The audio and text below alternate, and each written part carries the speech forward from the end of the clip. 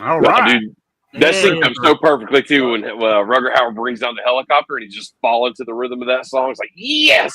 What's going on, guys? All right, man. We are back, man, and we got some guests tonight, man. On an hour to kill. Hell yeah. We'll be covering the Hitcher, man. Long overdue. Did y'all dig it into the Second Sight set? I'm just curious. A little bit. Movie. Okay. The movie, yeah. When I first got it, I went through most of the features. Right. That's been 3-4 months ago. So, well, man, I'll just go ahead and introduce everybody right quick. I got everybody's channels down in the description, so sub up to their channels, man. You got Anthony, Horde and More, Pop's Movie Dungeon, and Johnny's Boutique Podcast with us today, man. It's gonna be killer. Hey, Glad to be here, man. Thanks for having us on, man.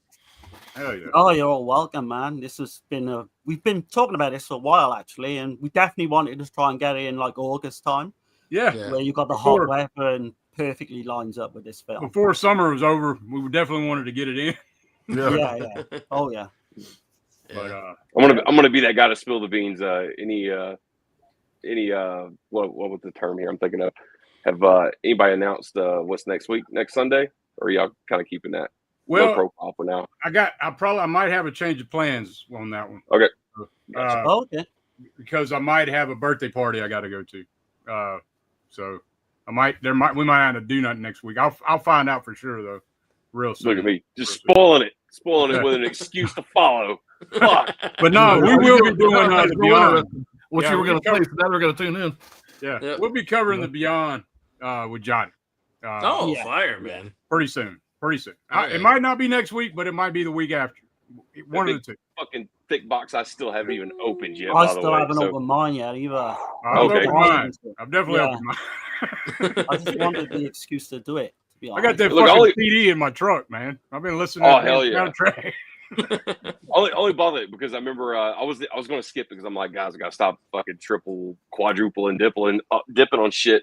And y'all were like, dude, if you don't get that release, it's the only release it's got the fucking Darren was talking about. It's like, it's only got that cut in it. You're never going to be able to get it again. But I was like, God damn it, here we go. Here's another $70 out the window. Yeah, I done the same. I said no, I'm not getting it. I was adamant, and then they kind of sold out, but then they got a load back in. And I just fucking messaged her quickly. I said, yeah, give me one, man, because I don't want to miss out on this. I mean, it's the definitive edition of the Beyond, man. No doubt about it. Oh, yeah. Yeah, for sure. But no, man, tonight, and I know everybody, y'all probably got the Second Sight release handy. You've all got it, I think. I mean, here, this is the one I had before the Second Sight, the damn German still book, Der Highway Killer. But no, yeah, man, this is gonna be a goal. So this is all I got, I think, of the Second Sight release. Got the big box in the other room. This has been like a while for me, and going back to it now, I see things in this film that I never saw before. Yeah, this is going to be interesting to talk about because I would imagine we've all got certain views and different views on some of the subtext that's going on, and definitely, yeah, definitely. Well, let's check the chat right quick. Let's see who's in here, man. Yeah. There's my beautiful wife, Dirk's trophy wife. Hey, everyone. This is going to be such a fun show. Welcome all the guests. Share the lot. Yeah, appreciate you, Becky. Oh, yeah. She just had a birthday. So much, Trisha. Yeah, she just had a birthday. Everybody thought it was my birthday, but it wasn't. It's I know. I was confused because I wrote out the birthday message and I realized that it wasn't yours till September, I think. And then I'm exactly a month away from hers. Yeah. Oh, that's cool. Well, happy belated birthday. I hope she's still watching. Yeah. You got Allie in here. Hey. what's up? What's going on? Speaking of. Yep. We got Chris C in here. What's going on? Even everybody. Rest in peace, Terrence Stamp. Yeah. Yeah. Yeah, that's sad, man. That sucks. Jesus. Terrence Stamp was gonna play, Rutger Hauer or play John Ryder. Yeah, that was so weird that happened today. Yeah. That's crazy, and that's weird. Shit. Yeah, that is really weird. He was in consideration. Him and Sam Elliott were in consideration too, like to play. Yeah, I heard that. Elliott, nailed it, didn't he? The audition. When Sam Elliott showed up, the casting director, executive producer was so scared of him he wouldn't get out of the car. Right. Yeah. Yeah. Set up in character, and they don't want to fuck with him. But That would have Sam, been I think interesting. Sam but I Elliott don't- Yeah. decided not to do it. He didn't want to do it because for his daughter, of all things. Okay. He didn't want his daughter to see him playing that kind of character, I guess. All right. What particular Yeah. film are you guys talking about? I missed it there. I know who Sam Elliott is, Oh. of course, but The Hitcher. the Hitcher. Okay. He was going to be John Ryder. Yeah. Okay. Let's see. Would make sense. And Chris says, "Happy B-Day, Tasha." Yeah. Hell yeah. She might still be in here. I don't know. Maybe. I'm trying to think other than not to cut you off, but man, Sam Elliott. Can you really think of anybody else who could rock a fucking mustache like that guy, other than fucking Burt Reynolds, of course? But who else? Right. Yeah. Tom Selleck. Okay, yeah, Yeah, Tom Sally. Selleck. You Go got on. Thomas Selleck. Bronson, Charles Bronson. Yeah, fucking thick boy too, wasn't it? Like every time he cut it, like it got fucking thicker. Especially during the Death Wish movies. Holy fuck, man! Every time he cut it and he came back, I was like, God damn, that bitch looks fuller. Yeah. Wilford Brimley. There's a few in the Giallo world as well. Like, Nice. Diabetes. Oh, you got Franco, right? I was going to say Franco yeah, Nero. definitely. Franco Nero Yeah, for Franco sure. Nero. Yeah. Franco Yeah. Nero. Yeah. Yeah. And Maurizio Merli. I know y'all ain't gonna know who the fuck that is. That's going to be a bit of a deep cut for people. I had to around, open my but, fat fucking mouth about some dude's mustache. Like, no. Handlebars and shit. But all right. Now we got Pops in here. What's going on, man? Hey, what's up? Let's see. Danny Dundada. What up, fellas? Classic Hey, flick right what's here. up? What up? Yeah, man. Hell yeah. Glad you're in here, man. He's got the Animal House profile there too. Oh, Allie's liking the intro song. I appreciate you. That song was really good, man. Yeah, Yeah. Yeah.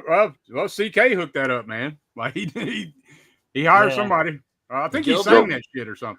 No, I'm just Dude, right through the first chorus, like we're go straight into the bridge before we get the second chorus. Dude, goddamn, that drummer's killing that double bass pedal. And you're like, Right. damn, that shit was a banger. I think it was based on Wasp as well. When Yeah. Okay, That's CK why I did told it. him I wanted. Yeah. I wanted it based Like, off Wasp, but what is that, like Wasp kind of Halloween kind of sound, like the old Halloween kind of shit? yeah, it kind of did. Yeah. That's some old shit. Dirk's like, God damn, dude, come on, don't go back that far. Halloween's a shit, man. I used to have that. Yeah, I still got it. Keeper of the Seven Keys. Oh man, Oh, that album's shit. superb. Yeah. I think I rocked that Halloween T-shirt a couple of weeks ago. Right. Oh yeah. Yeah. I love it. I love it. Man. Let's see. The Wild Guys in here. Hey, Darren. Hey, Dirk and Darren in chat. This is a class. Appreciate Hey, you. what's up, man? Yeah. Such a great panel. Awesome, fellas. Appreciate you, Allie. Yeah. Got Hollow Notes in here. Hey, Dirk and Darren. What's up, Johnny and Ant-Man? What's Hey, up, what's Oats? Yeah. man, the myth, the legend. Yeah. Let's see. Great channel for a great film. I have the release from Umbrella. Awesome. Oh, yeah. Oh, okay. Okay. Oh, that's right. They did. Yeah, they put out a Yeah. release too. Yeah, that's right. That's right. Some overseas rights holders, man. And look, if you literally stick it just to North America, we're still sitting there holding that fucking snapper case DVD. But look what I got a Look copy. what I got. You'll come a long way. Come a long way. Come a long ways, exactly. We got JB in here. SPC all day. Hell yeah, man. Hey, what's up? Appreciate it. Texas in here. Hello to the panel of pain. Pops, the horn pimp, and Johnny. What's up, Hey, man? what's up, Tex? What's up, Russell? How you doing, man? What's going on, man? Always good to have Tex in here, man. Oh yeah. Let's see. Yeah, I think everybody's just talking now. Let's see. Scratch Burno. What's happening, man? Hey, what's up? You got Zoli in here? Hell yeah. There you go. What's up, Zoe? What's up, Zoe? Yeah. Daniel Day-Lewis can rock the mustache, yeah? Ah, fucking amen to that. Good call. Yep. That's a good call. Yeah. Yep. Merle. Yeah. Milkshake, Tough too. ones. Yeah, fucking tough ones, man. Yeah, no doubt, man. Let's see. Thomas, that's Thomas Millen film, right? Tough ones. Yeah, Am I with thinking of Yeah, the yeah, same one? yeah. with Merle. Yeah. Okay. Yeah.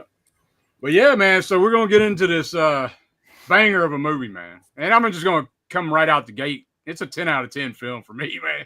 Like, Me too. no doubt about it. Yeah, me It's- too. I can't hide it. You know. Okay, interesting. It's a 10 out of 10 for me, for sure. I don't can know see. how y'all I can feel. see where somebody would say like, well, it's like 4 out of 5 or like fucking 9 out of 10, wherever you're gonna whatever Yeah. scale you're going to use. But I think it's from the perspective of as soon as the movie starts, and I'm sure we'll dig right into it from the opening to close. But when the movie starts up, and we've done this many times where we said, like, you know, if you introduce a cell phone to this equation, it really fucks the whole story up, and it fucks the whole premise up of what conflict is going to lead to the next. Yep. Right. So if we say that we got literally the first line of this fucking movie, and you can't help but just like catch her off guard. He opens the door to let this fucking force of nature into his car, and the first thing he says is, "My mother always told me never to do this." And you're like, Right. Yeah. Yeah. if you entered if this was the South, right? If wherever the fuck he's heading to California, left Chicago, heading to California. Yep. If this dude was in the South and he had a pistol in his car from the start, this movie wouldn't even take place. You know what I'm saying? Like, he'd have shot that motherfucker as soon as he let him in the car. Yeah, that's true. But shit, man. How y'all want to go about this, man? You want to kick it off, Darren, or how you Do you want to go about through the director and all Yeah. that first, Yeah, and we then can we can go mention- through the I'll- cast? it? Yeah. I'll go ahead and start with Robert Harmon. So he made a film called China Lake. Have y'all seen 83? that one? I haven't seen that one. It's a short film. I try to look it up myself. I You think can't it's find a that feature of fucking his thing box set, nowhere. I think. I want to say it's on this set. It's on this set, Okay. yeah. Oh, I is it? did Okay. flick through it. I didn't watch the whole thing, but Yeah, it's okay. kind of like a I watched thriller, that. I didn't watch the from whole what thing I can either. see. Yeah. Okay. Yeah. Well, yeah, and then he did some stuff for Wes Craven. That movie They, Yep. which I'm kind of blanking on that one. It's like a blur. That came out in 2002. Nowhere to Run with Van Jean-Claude Van Damme, which Yeah. I do remember that one kind of. Mhm. Yeah. The 96 film Gotti TV movie. If I remember, that was pretty good. Not the John Travolta one that we just got, which fucking tanked No. as soon as it fucking hit No, the it was screen. that. But the Gotti before that. I'm thinking I've seen it on HBO, if I'm not mistaken. Okay. And then Blue Bloods, I've heard of that, but I never watched it. That show or whatever he did some episodes. But I don't really know a whole lot more. Do y'all? Is there something I'm missing? From Yeah. that guy? Well, go It's on. 86, of course, and like you said, he did the short film before Okay. that. He did a series that he got really well established for. It looked like he ran with it for a few years. It's not the Blue Blood one; it's the one right after that. I was looking at his. He got like 3 awards for this broadcast television show that he got. I was kind of surprised though when I was looking back on like how he approached the Hitcher, of course, because the way the script was developed and everything. It was initially turned down at first because they had asked for way too much money. But this movie, as good as it is, only took 9 weeks for principal photography of this movie, which I didn't know that until I started looking at notes. And I was like, damn, 9 weeks and we got that banger. Usually a fucking movie of that magnitude probably takes about 9 months. They did it in 9 weeks. Yeah, So I know. Wow. I know the budget was like $5 million, right? there you go. Then I think the screenplay was written in 4 Okay. weeks as well. Okay.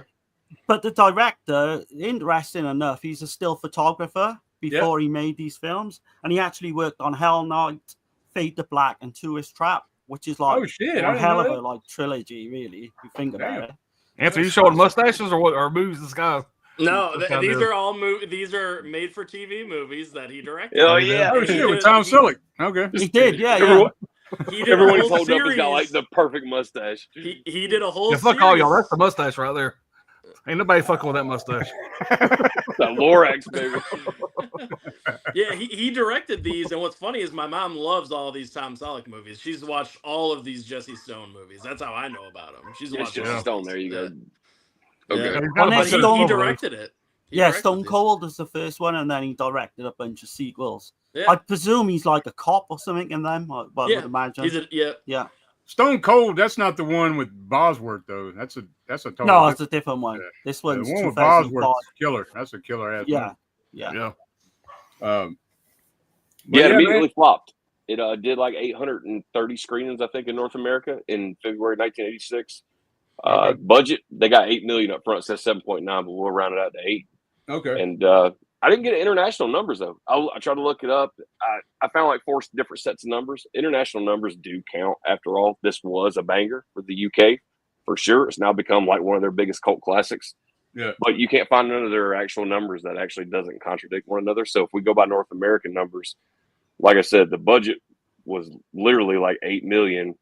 out of those 830 screen theaters, it only made 5.8. So some financiers were definitely fucking pissed at the end, but it didn't get the a movie it's became now. Yeah, it didn't get a life until it hit HBO and VHS. You know, really. You know, it got its legs as a cult classic. I mean, down the road. Mm-hmm. You know? Yeah, man. And like I said, when I'm a kid, I'm not studying the film. Like I'm not even like looking that deep into it or nothing like that. I always love this fucking movie. Just a banger, like all the way. The pacing is perfect. I mean, there's not a dull moment in this shit at all. But once you go looking back at it now, and like especially with the second sight release and some of the hearing the stuff that like reading stuff with the director saying in the screen and the screenwriter Eric Red, man, holy shit. You can look at this movie so many damn ways, and I love it. It don't over explain shit, right? You know, it's very ambiguous. I mean, I'm probably going to disagree with Dirk on this one, but I'm calling bullshit on the fact that he said that there's no homoerotic fucking elements, like undertones to this film. Yeah. When he wrote it, it completely, you know, he wasn't intending that at all. I am literally calling bullshit on that. But I'll mention my kind of, as we go through the scenes, I'll mention why I think that's completely especially bullshit. like the construction 2-lane scene where, I mean, like literally, like he's got his hand like right on the fucking helmet, like for sure. Yeah. Well, under the table. I'm thinking more of putting the fucking pennies on his eyes, licking his fucking pennies, stick them to his eyes, and giving him that come hither look. Well, you know? I think it was like I look at it more like a spiritual kind of thing. Like he's like grooming him to be him or some shit, or he's trying to. I mean, hopefully people have seen this damn thing. Yeah, you know, we're spoiling the shit out of this movie. Yeah, I mean, he's definitely grooming him, but I'm saying like he's grooming him to make it because he wants to die. So that's the key in the film. Like in the one key moment in the truck, like in when he's got. I know we're jumping the gun quick, right? Like so good. To the 18-wheeler scene. I mean, yeah, he says, I want to. He tells him, he says, I want to say you want to die, and then he's like. Or no, that's in the car, right at the very in the car. This is in the car, yeah. Yep. So, he's saying, he's like, I don't want to die. So that's the key right there. But like, he wants to die. Rutger, John Ryder wants to fucking die. I think John Ryder became enamored with him because he actually fought back, threw his ass out of the car. He was like, this guy's going to be fun. You know, I can do something with this. Yeah, he had respect for him. That's why he didn't kill him. I think. You know. He's got the potential already where he's got to work at cutting down the tree, and this motherfucker's just not going to fall over in the forest with a little push. Like it's going to take something. The kid's got a will to live. But you don't get that sense that he wants to die, like throughout the film. Like, oh yeah, I mean, he keeps telling him he's a sacrificial force of nature. He keeps telling him to fucking stop him, and he's on a death wish, but I just think there's more to it with the gay kind of subtext. I really do. I know I'm gonna like, you know, I don't see that. about that. But, oh man, look, Darren's I'll point like, it fuck out, man. y'all. He's like, somebody in this movie, whoever wrote it, somebody likes dick. I'm just gonna call it out right now. I was like Dirk. Like I grew up with this film. I never even looked at it like that. But once you see all the things, and there's a lot, man. And like they just completely there's no way out. Like it 100% it's definitely got that, you know, the undertones. But that's just me, mate. You know, other people see it different ways, I guess. Right. Look, we're all five grown men right here, and I'm sure we can all appreciate the fact that there is definitely, I see it as a bad quality in this movie.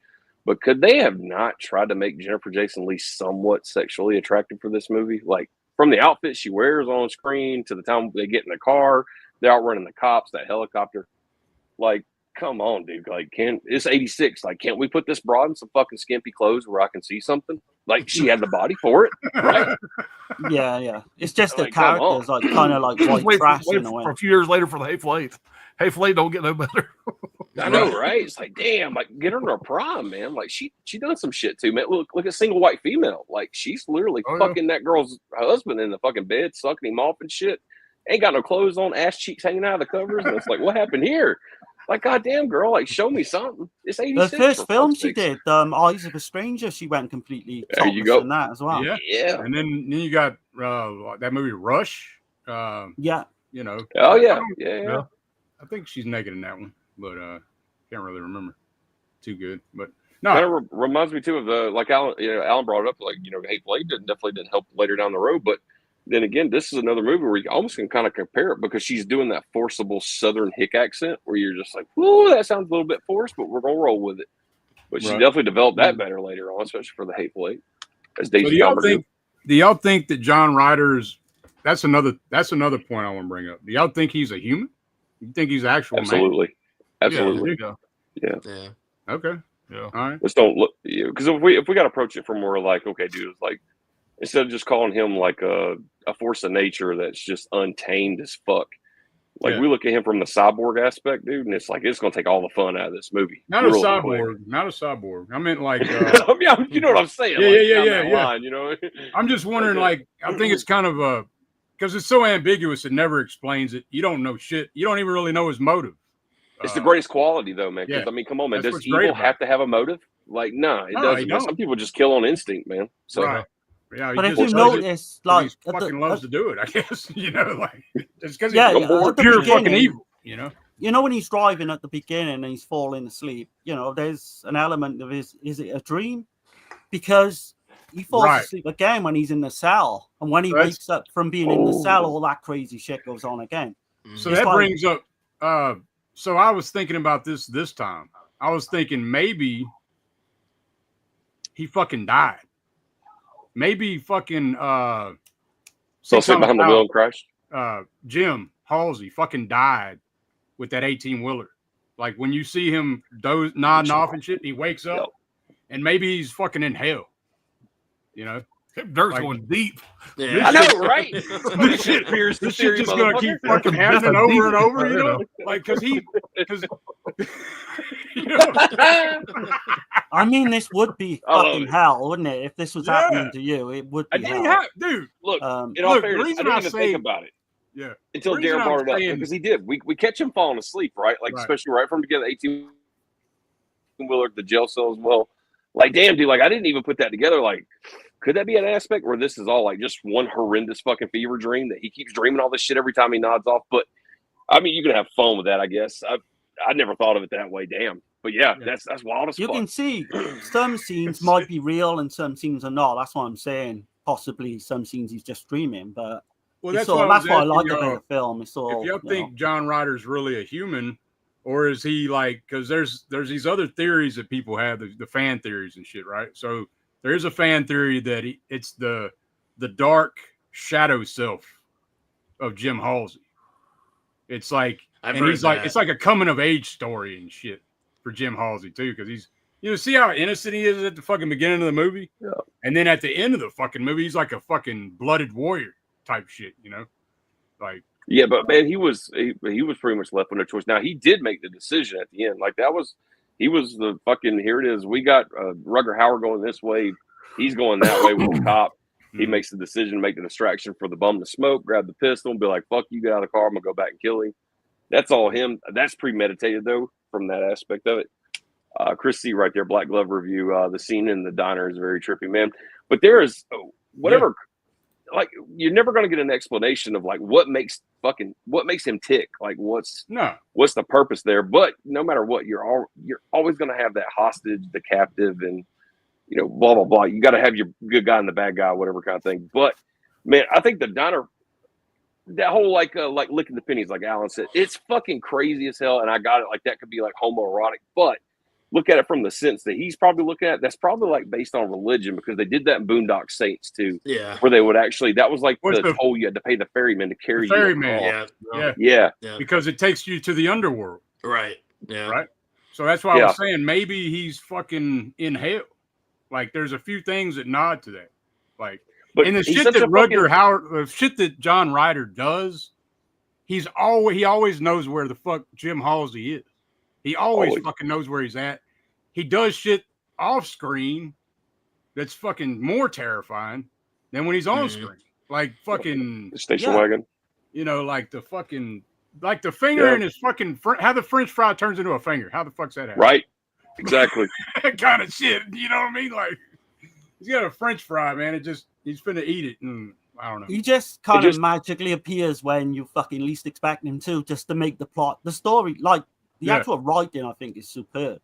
Because there's not many plot holes. I know it's far-fetched and all that, but if you think about it, it's kind of clever the way he just pops up when you think it's going to go a certain way. I mean, I think a lot of that, without trying to go too deep here, I think a lot of that was this time. You had all the slasher genre going in full speed. Yeah. And how many times did fucking Jason Michael Myers just pop up somewhere? Right. You know, it's kind of the same thing, I think. I mean, I've never looked at it like he's supernatural or anything like that. I think it's just one of those deals where, you know, he just is. But he's fucking like shooting a fucking helicopter, like, you know, with a pistol, fucking like while he's driving. I'm like, what the fuck? I don't know. For what it's worth, the helicopter is flying low. He goes in there and takes out all the fucking police officers, like he's fucking Terminator, you know? Like, I mean, they don't show it, but I mean, goddamn, he goes in there and kills all the fucking cops, you know? I know it's subjective, but if we do look at his character, though, man, we're like even Alan said, man, if we look at that from the aspect of, like, Rutger Hauer's character somehow is like not human, and he's I don't know, like an indestructible ghost like figure. Like it does, man. It would take so much fun out of it. Like, thankfully they didn't try to like do that at the end, like give some backstory of like what made him and all that. Yeah, exactly. I think you put a lot more effort into enjoying the movie, because everything doesn't have to be fucking explained. Like, that'd be great. If we got like, you know, if they did a sequel that was worthy, just like, and they did do a sequel, but I'm just saying it's like a theory is all. I'm just throwing different theories out there, like they, you know, I don't know. I definitely think him just being a regular guy where this could actually happen to somebody is makes this even fuck this scarier than it is. You know, thinking about this could happen to anybody. Is anything in the movie Is anything supernatural in this movie? Like, is there anything that happens where it just can't be explained? Like the French fry and the fucking French fries. We don't never see him, of course, and he just happens to kind of nod off for a little bit while Jennifer Jason Leigh's character is like saying, "Well, my uncle owns this Longhorn and and all this shit." Yeah. But nothing really happens supernatural. Well, he was back in the bathroom changing clothes and getting the gas off of him. He could. I mean, he technically could have done it then while it was under the hot plate thing. And I guess planting the bloody knife. Man. Hell yeah. Planting the bloody knife. Oh, yeah. You know? Yeah. And that was the finger from the car, probably. Somebody in the car. Bloody knife from the car. He planted it on him, making, you know, to fuck with him. Right. Yeah, I mean, I mean, I was going to defend it, be like, well, they were in close quarters in the car, so the finger could have got exchanged during that. His clothes were loose anyway. I Come on, the fact that he's just a regular dude fucking with people. Yeah, I don't believe he's supernatural. I do. Yeah, he is an actual person. Okay, I guess I'm in the minority here. So, hey, look, if it makes the movie funner for you, man, I'd say definitely go. Oh yeah, that's what's great about this movie. You can interpret it however you want to. Yeah, you know? Well, I mean, for me, it's not open and closed though either. So it's like I don't really know, you know, what the fuck he is. Is he fucking some kind of spirit, or is he a human? I don't fucking know. You know, but I don't know. Yeah. I think he's a homosexual fucking madman. That's what I think. Oh, jeez. Shit. No. Quite literally. You know? I don't think so. I don't think. Honestly, I will, you know, as we go through it, I will definitely point out a few things why I feel that way. But I think it's am I the only one that thinks that? Am I the only one on the panel? Yeah, I think so. Yeah. What kind of a film they got in the UK over there? It's a different country. I don't know, man. I think I just kind of seen it on a different level this time. For me, it was like unmistakable, but I'm obviously in the minority, so. Even reading somebody's review. For fuck's sake, stick up for me, man. I see. But now reading somebody's review online and looking at it through that lens, man, it can alter your perspective, man. Especially like if you was just fresh on that, looking at line, and you was reading all this shit, being like, well, it turns out the guy who wrote the script is gay, and he snuck this in there. He did it subliminally. It's not up front and in your face like Nightmare on Elm Street 2 kind of vibe or nothing, but it was subliminally put in there. You're going to look at it through that lens immediately, especially if you watch it right after. Yeah, it is sadomasochism to me, I think, some of the stuff. But I think he's like, I mean, like I said, man, I don't look at it that way. I don't know. But I think John Ryder wants to fucking die. And I think he's like, trying to prepare him to kill him.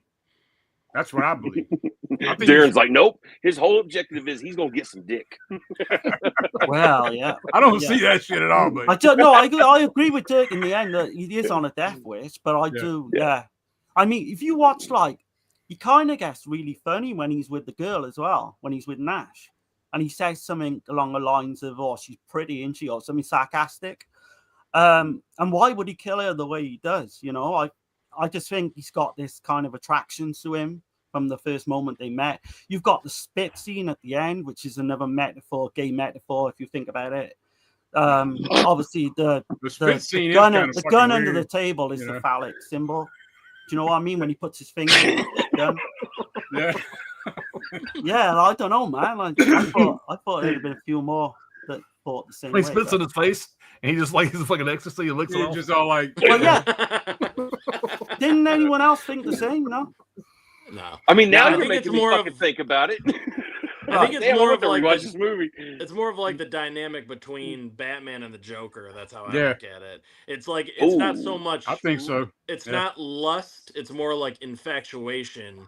That Ryder's infatuated with Jim, just like the Joker is with Batman. Which like, is why he's not killing him. He's just fucking with him. Right. Right. That's why the He's Joker, like the his, Joker's like, I don't he's the want to kill opposite. you. You know, He's the Like, opposite, what would I but do he's- without you? You know? he's the opposite, but he's trying to make him too. In a I Dude, think he Anthony just just wants walked to us see through how- like Psych how far 101. he He can just push fucking him. laid it out. yeah. Yeah. Dude, I think he just fucking- wants to see how far he absolutely. can push him. He looks at him Yeah. as the worthy adversary, is what I think. Right. Exactly. Yeah. Yeah. Everybody else been a bunch of pussies, and he wanted to keep him around. Fun Right. to play Dude, with. Batman and Joker, kudos for He that. did fucking fight comparison. back. Damn, Great so for him. yeah, dude. So is Great John Fuck Ryder yeah. just going around? Is he just trying to find a worthy fucking somebody to kill him? You know? Yeah. Yeah, like Is he Alan killing said, all man, these like he fucking people fought like back that? immediately. You know? Like that was his challenge. Like that's probably like Darren would probably say this since he actually fought back from the very beginning, like pushed his ass out of the car. Like he Yeah. hit the pavement, probably had a hard dick already. He was like, "Fuck yeah!" Like this is the case now, baby. Somebody gonna fucking resist me? I'm gonna get them butt cheeks. Yeah. Well, why didn't he do that with the first victim? Do you know the first victim that he kills? And he Yeah. says he's cut off his arms, he's cut off his legs. Yeah. Why didn't he have this infatuation with that person, you know? So, That guy probably Talking didn't about fight like the back. family in the station wagon on No, the the side first of the guy- road? no, the actual first in kill the, with in the blue got- bug yeah. or whatever. At the Yeah. beginning. Oh yeah. They roll past it and he makes his leg. Because he didn't fight Yeah, back. yeah. He Yeah. just gave up. Gotcha. Just Probably gave up. so. Yeah. So, Yeah. And, So that's and what shit, kind of got me thinking on that. You know, and he could've Jim got that kind guy of wasn't going to kill fight him. back at first, you know? Like, then he noticed that door is ajar, Yeah.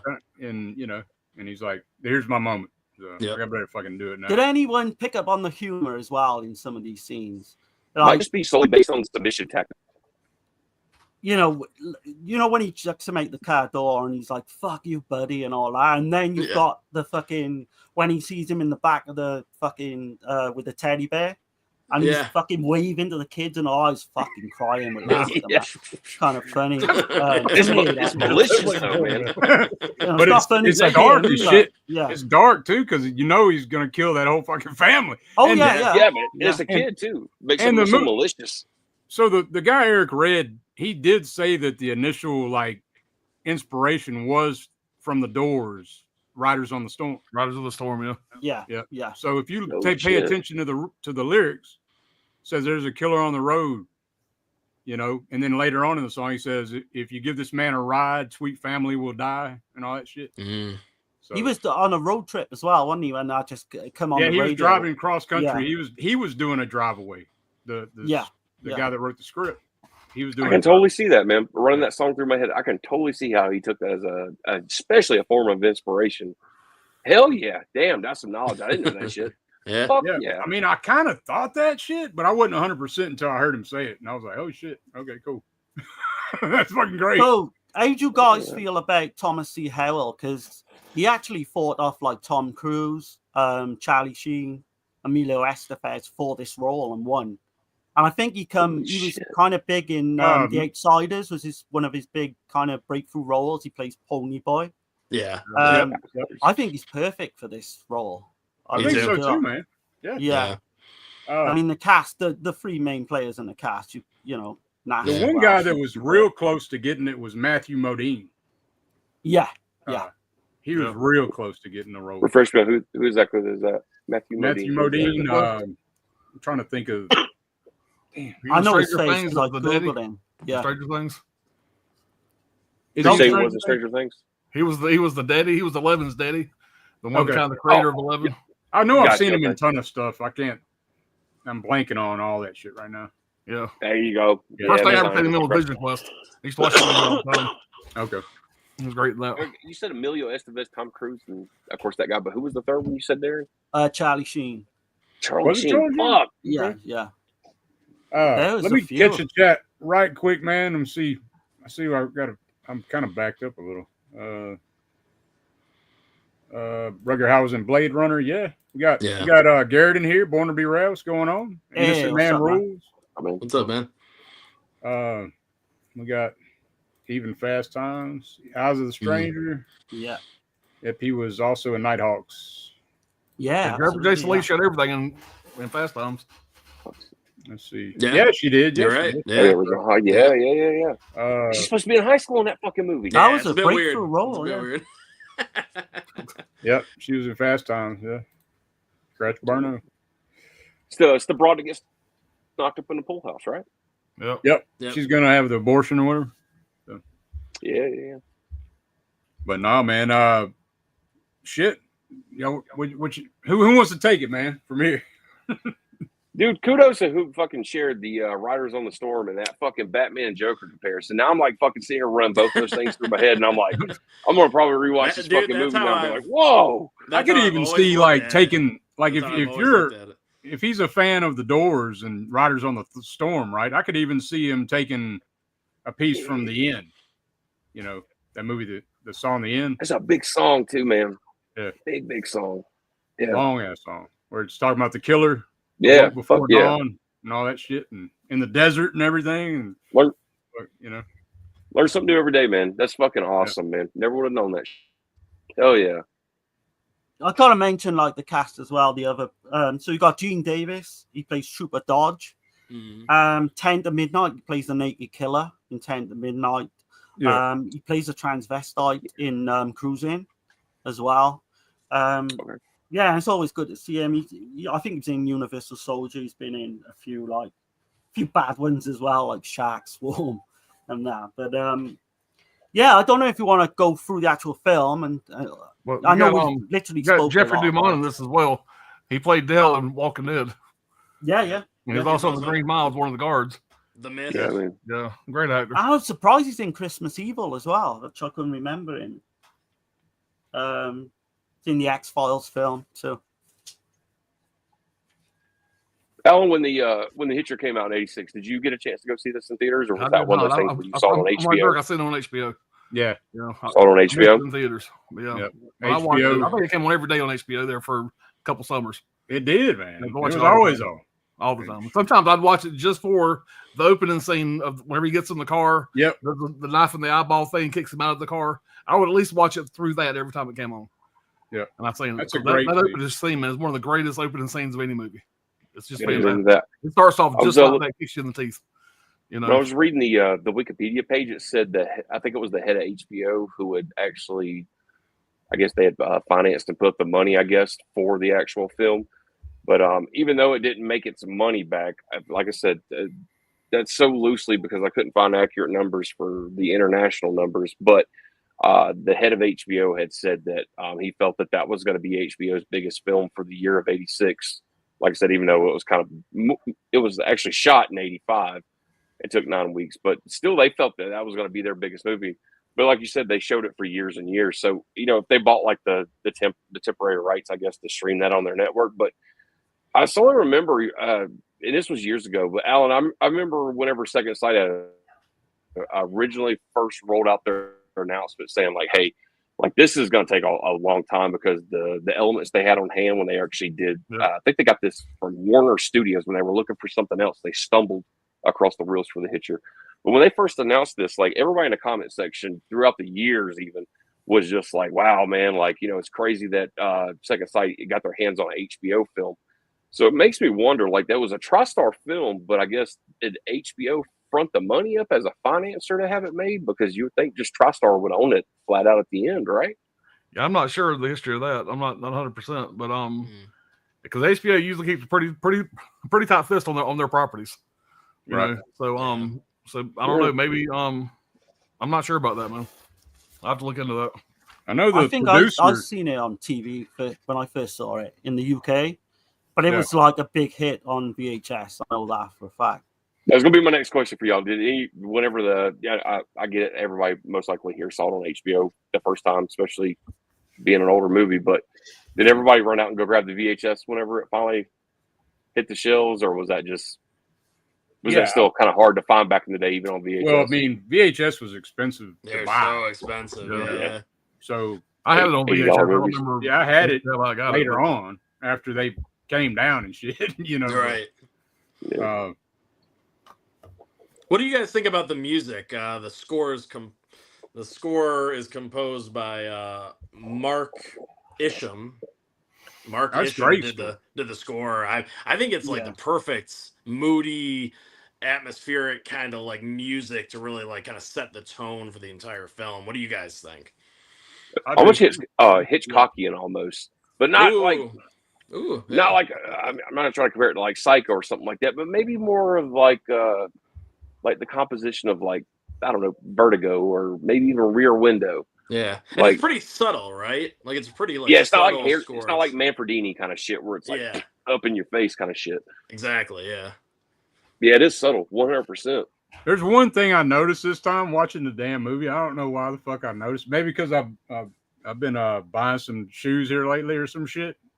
Have y'all ever noticed this about this fucking thing? Like, what? It's a continuity error. I know it's not that big a deal. I don't know if it fucking means anything or what. But Jim Halsey's fucking has blue Nikes on, right? And then later on in the fucking film, he's got white Nikes on. So I don't know what the fuck all that shit. Where the fuck did you get the other pair of shoes? I don't know. Well, I mean, when he changed clothes in the bathroom, put on fresh clothes. Maybe you put on fresh shoes. Those other ones had gas on it. Yeah. Oh yeah, because the other shoes had gas and blood, be, and they had blood on them too. So maybe he switched them out. Yeah, because he had a bunch of clothes and everything else. So right. I was just wondering. Yeah, the pumps are taken out. Like the parking lot's literally like sitting in that much fuel, and you can see him they freeze frame it as he runs across. Like the fucking gas is just splashing everywhere. And then the family that gets massacred. When he goes up to the car, the blood's dripping onto his shoes. You see that blood dripping down. Yeah. So it makes sense that he would probably change those out. Yeah. But yeah, I guess he had a fucking extra pairs of shoes though. I don't know. But, that's the only reason I can think of. Yeah.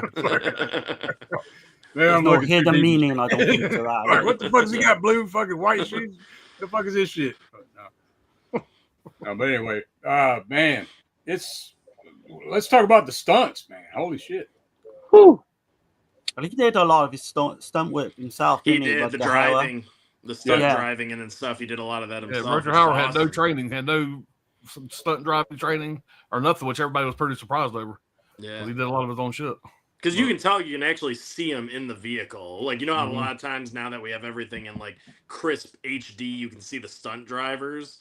You can tell it's him. So that's pretty sweet, you know? Yeah, man. Yeah.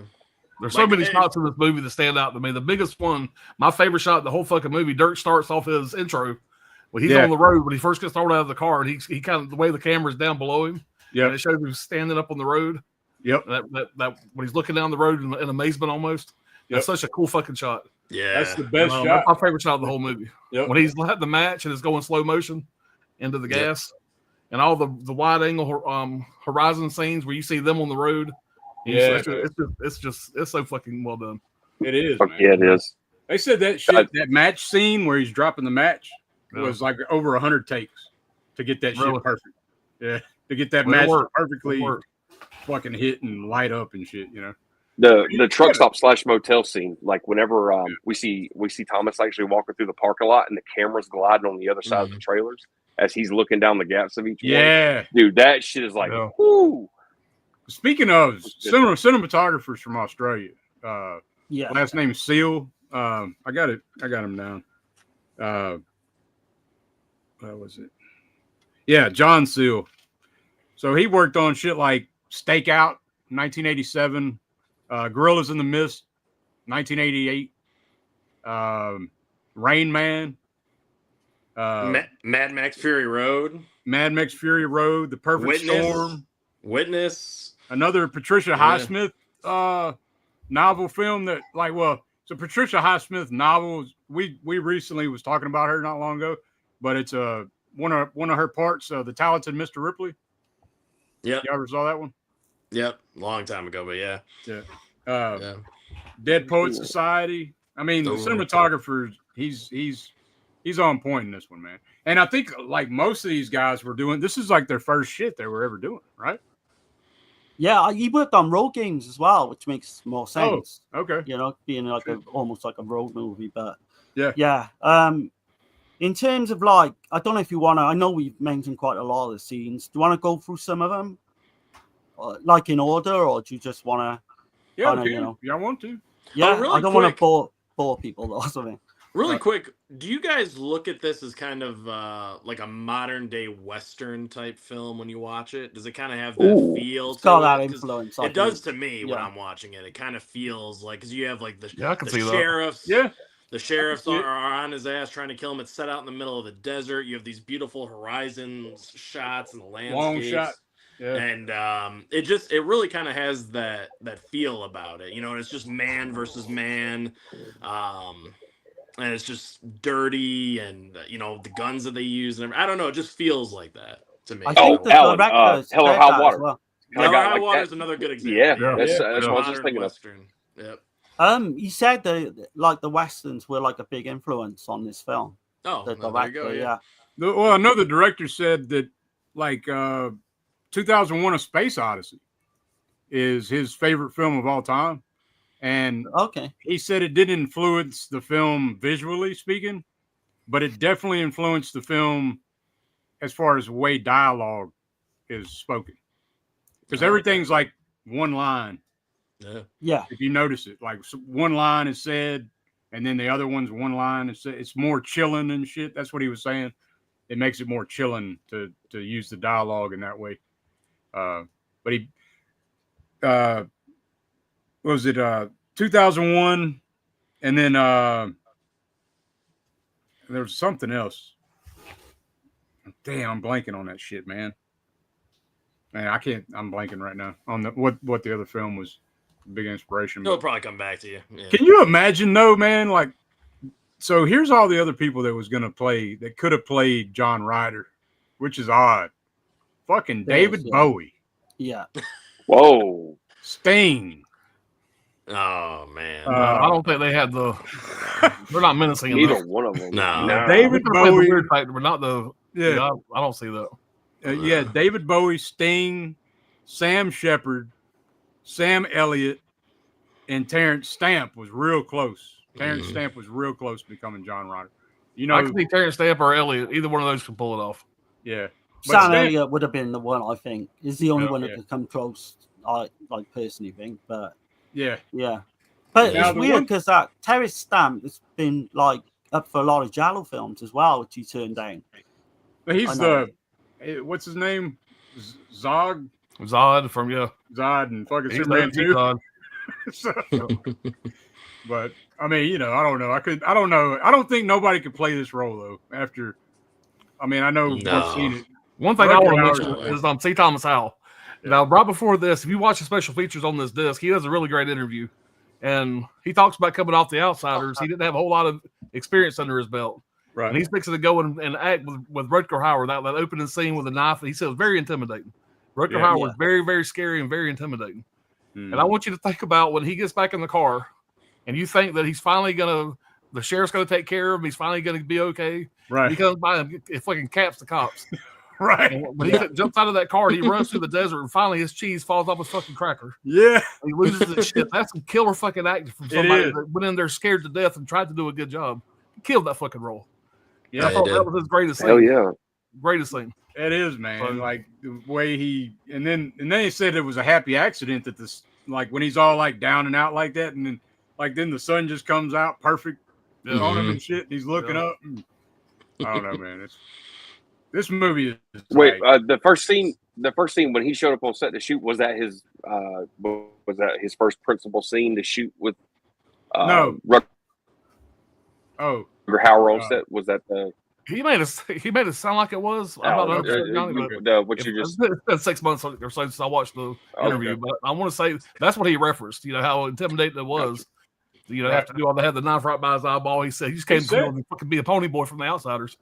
You know, he said he was legitimately terrified. Yeah. Rutger Hauer. Yeah. You know, I could imagine that motherfucker pretty insane. I mean, y'all seen Blade Runner. Or like the get-up that he wore as well with the trench coat. That was all Rutger Hauer's idea. Because they were like pitching what, you know, I should the like killer look. I did see where the Eric Red though, the guy that wrote it, he was bitching about at the end where he didn't like how Rutger Hauer was looking all fruity with the shotgun. That's what he said. I was like, what the fuck? And I never noticed it. And then I went back and watched it. I was like, motherfucker, you fucking this movie up for me, man. But he's like, they said the Rutger Hauer. Well, he said it on the when he shoot the shotgun hit him in the mouth. Oh, chipped the tooth during shooting. Yeah. But you notice how he holds it all like the scene where he's putting does some funny shit with it. The scene where he's putting fucking slugs in the buckle on the police truck, man. Like that shit's gnarly. Especially from the perspective we get to actually go inside the car with Thomas's character, and you can see all the fucking debris and shit from where the shotgun is like ripping shit apart in that truck. It looks great. That's an iconic scene. Yeah. But when I went back and looked at that shit, I was just like, fuck, man, that motherfucker's right. Like it's weird. I didn't notice it before.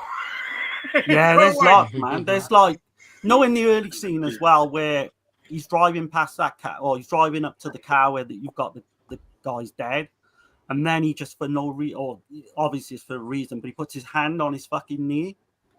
That's where the first kind of gay subtext come in for me. I think he was just rushing past that where he killed the fucking dude. You know, there can be seen a couple of ways. I think that's how I see it. Puts like his hand on his knee. Yeah, he forces his leg on that accelerator to get the fuck on down the road. Like, well, yeah. That's how I see it, but I don't know. And then you've got when they get stopped at the roadworks, and the guy actually thinks that they are gay together. Well, because that comes like straight after, because he's like got has he got the knife right up against his leg or whatever. He's got the knife up against his shit. Like he's like, look, I'll fucking open this bitch up on your dick. He'd have been bow-legged in the morning. Yeah. Yeah, he's finna stick him in the nuts. But some of the one-liners, when like the guy, go on, sorry. Whenever the guy actually the construction worker, he actually looks down to see where his hand's at. Like he actually, there's that scene where he moves his hand upwards, like towards his shit. Right. Yeah. Move it, sweethearts. Get him go grass. And Thomas, Jim Halsey's all looking at him like trying to tell him, but he ain't gonna say nothing. You know, fucking blink twice or whatever, like 3 times. Great fucking subtle little shit like that. The acting is fucking stellar in this movie, man. Like some of the one-liners as well when he's on about like. If you ever seen what it's like to have a fucking eyeball punctured, and then he says about ripping some fucking guy's throat and all the blood dripping. Blood skeeting out. Yeah. How much blood spews out of the neck. Yeah. This is full of one-liners all the way through. And there's not, like you said, you're right, there's not that much dialogue in terms of coming back and forth. Right. But that works. It works well for the film. Chilling the way it's done, where it's it's like that in Space Odyssey, you know, if you ever check it out. But yeah, like you say, you know, when I just kind of laugh at some of the like "fuck you, buddy," and when he's like waving at that, you know, little family in the back. Yeah, got the teddy bear going like that. It's just fucking great, man. They get like there's one scene as well where they get to the garage, and I think Jim comes across like an old gas station early on. And then they have like this fucking like it's cat and mouse in it all the way, but he tosses him the car keys. I always wondered what all that was about. Literally, I think it's like it means game on with him. Yeah, playing with him. I think it means game on. Here it's cat and mouse fucking time, you know? Yeah. Literally. It's just like you say, it's just a roller coaster ride all the way through, man. Some of the we've got fucking helicopters coming in. It's like an action film at one point. It is. It did start out as a slasher, I believe it or not. We were going to see that family in that one car get murdered. They were going to show all the death scenes. Yeah, they went against it because they didn't want it. You know, I'm glad. I mean, I would hate to have seen this as a run-of-the-mill slasher. Yeah, seeing the blood and him throwing up from what he's seen, you can think of all kind of weird shit in your mind. Exactly. Right. Once he done said he cut off the other guy's head, you know. cut his fucking legs and arms and head off. I mean, I'm picturing some vile shit when I'm hearing that. Like, God, but he was gonna have the whole film as like using a voice box. Yep. So like Ryder's character was gonna be just using like a voice box all the way through, and I don't know if that would have worked. And the original character in the script, he described him as skeletal looking. I wondered how that would have, like, yeah. So then I started thinking, like, I don't know, my mind's kind of twisted, man. So I started thinking like the motherfucker might be dead, you know, with the fucking pennies in the eyes and all that shit. And I don't know. I can definitely see an argument for people thinking he is like a like a ghost in a way, but there's so many ways you can take it. Yeah, because you notice the look in Jim Halsey's eyes though at the end of the film. It's like he's like baptized. He's been baptized through fire type of shit. You know, like that's the way it leaves it. So you know, I don't know. I wonder if he's gonna be the next fucking John Ryder. Mm-hmm. That was the intention, I think. Yeah, you can clearly see that. I mean, I'm not saying they'd make a sequel. I would want them to. Yeah, not the remake. But there's a Hitcher Part 2. I've never seen it. Does it? Yeah. Does it continue this story on at all? Tell anything? I haven't watched it. Apparently, it doesn't tell you anything. Yeah, I've not seen it either. Yeah. It doesn't give you any like answers to any of the questions that we're bringing. I heard it was terrible. I know it's Jake Busey, right? I think so. Yeah, and Gary Busey's fucking son playing. The remake's even worse, I think, from what like Sean Bean is in the UK. Yeah. I've never. I don't like the remake personally. No, I haven't seen it in years and years. I've seen it. It's okay, but it don't hold a candle to this. No way. Do you think this is like a fucked up version of like Jewel from '72? Well, the writer said that Duel was a big inspiration. I can definitely see that, but it's like times 100. Yeah. Talking about Spielberg's film, Duel? Yeah. That movie in the car. Exactly. Yeah. Oh yeah. It makes me want to check out. It makes me want to check out some of these other films though that came before this. And there's one called The Devil Thumbs a Ride. I know it's an old film, 1947 though, right? And then there's another one in 1953, just called Hitchhiker. Yeah, that's one I wouldn't mind watching. Yeah. And there's other ones. I mean, so it was going through all the different like road type killer films like that. So definitely, I think Eric Red was probably inspired from some of that too. You know, I think so. Yeah. I definitely want to seek him out. Just to see, you know, because one of the characters, that's what he is. He's just gonna kill until he gets killed. That's like his whole fucking motivation. Like a lot like John Ryder. So yeah.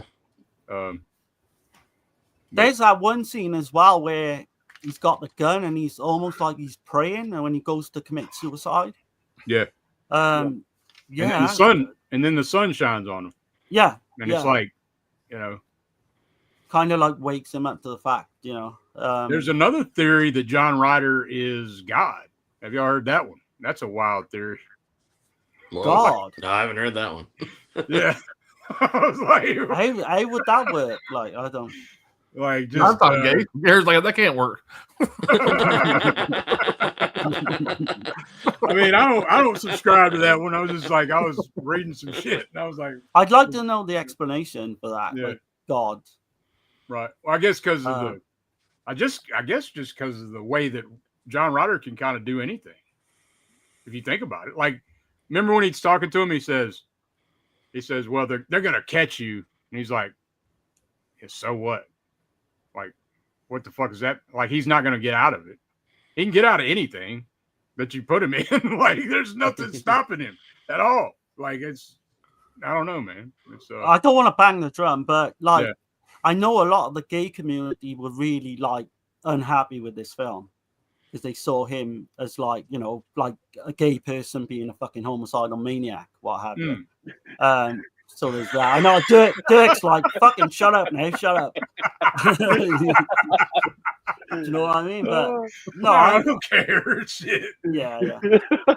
For me, I can't get past that, you know. Once I saw it this time, I just literally can't get past all the shit that goes on in it. But it doesn't stop me from enjoying it. I do, you know. Yeah. I wish I could see it back on the fucking level when I was like 16, 17 again. I didn't see all this shit. But it's there once you know or you see it, you can't fucking get it out your mind type thing. How fucking great would it be if you actually like there's that moment in time where that it actually existed where the gay community was just like, we assure you that this character is no depiction on our lifestyle whatsoever. Oh man, yeah, fucking great. Yeah. I mean, you probably couldn't make this today because you'd have fucking all sorts of people picketing the fucking. Do you know what I mean? Reading behind shit, yeah. But it's interesting with the dream stuff as well. I do think there's a little bit in that, and yeah, like it's hard hard I said, to put which scenes are real and which are not. But it's that's kind what's of going to fun make trying to work out which is. Like, it's such an ambiguous film. That's why the conversation for this film is going to always go on because they didn't over-explain shit. So, is he in hell? Is he fucking in a dream? Is he fucking John Ryder? Is he the fucking Grim Reaper, the devil, fucking ghost?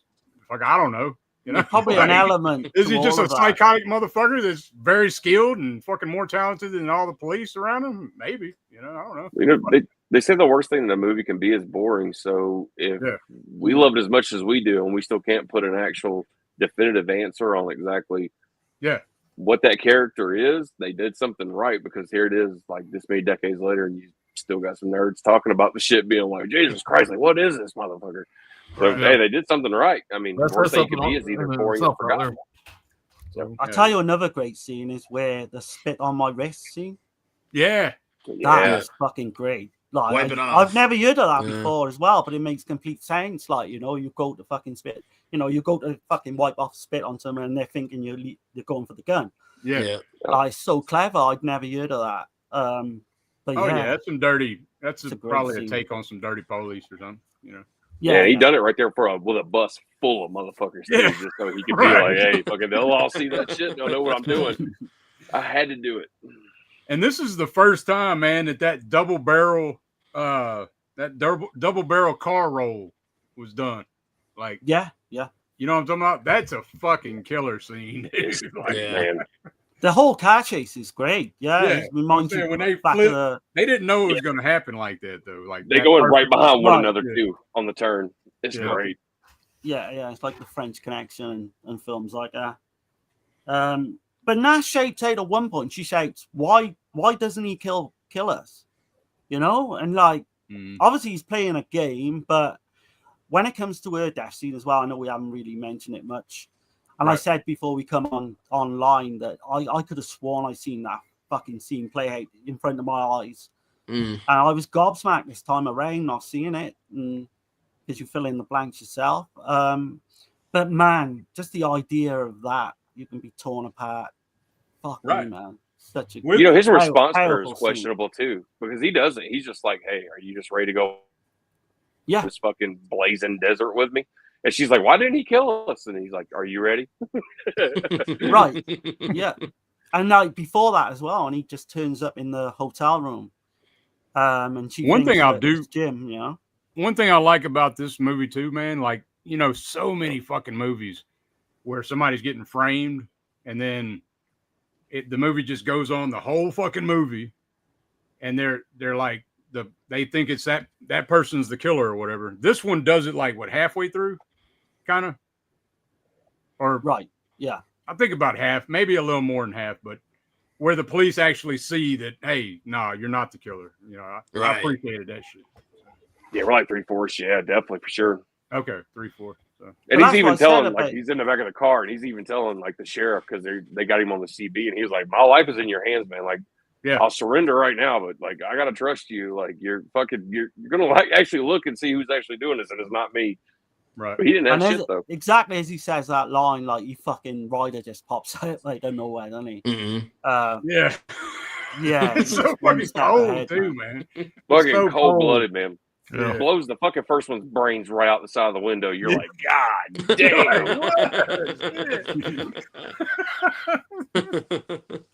Oh man. up. Yeah, and the gory aftermath at the police station, man's brutal too. That guy's throat's just like slit. Yeah, explain that one to me now. You got to wonder how he got out with that German Shepherd police dog. Right. That was in there licking the neck, whatever. He would have tore his ass up. Right. You know? Explain all that.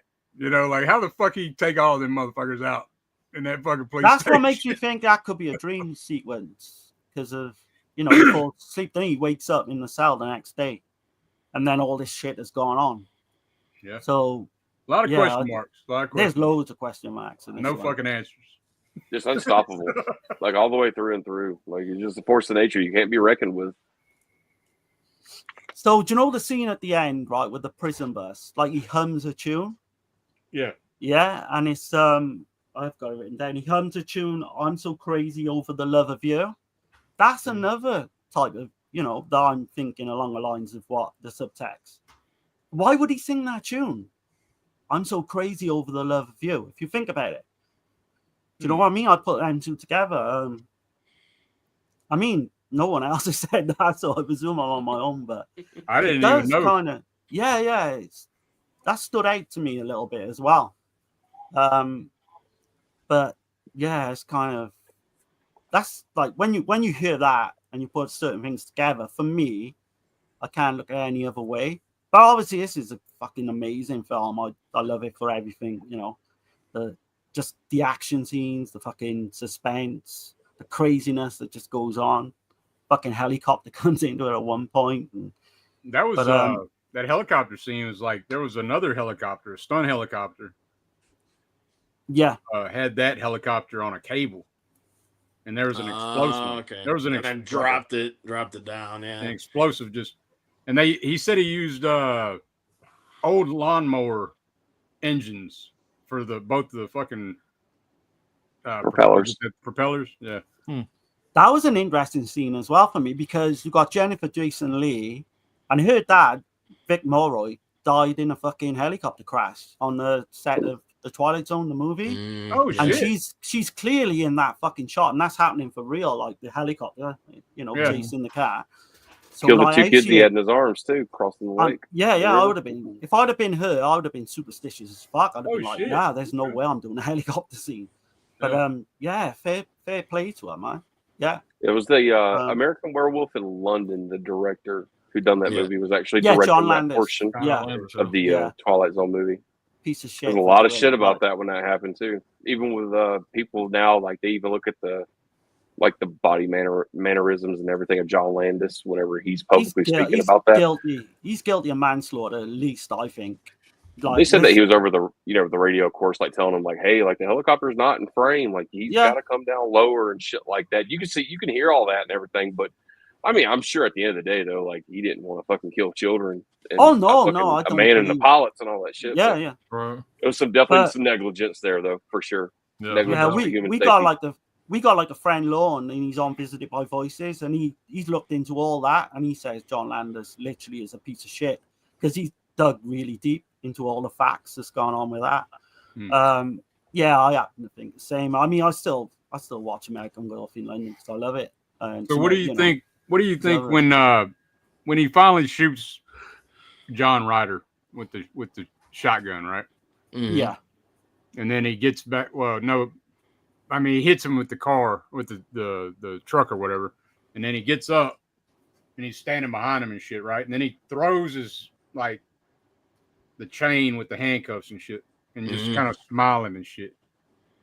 Back up just a little bit before we go to that part. Yeah, you want to talk about somebody who has an agenda that you can't quite put like a pinpoint on?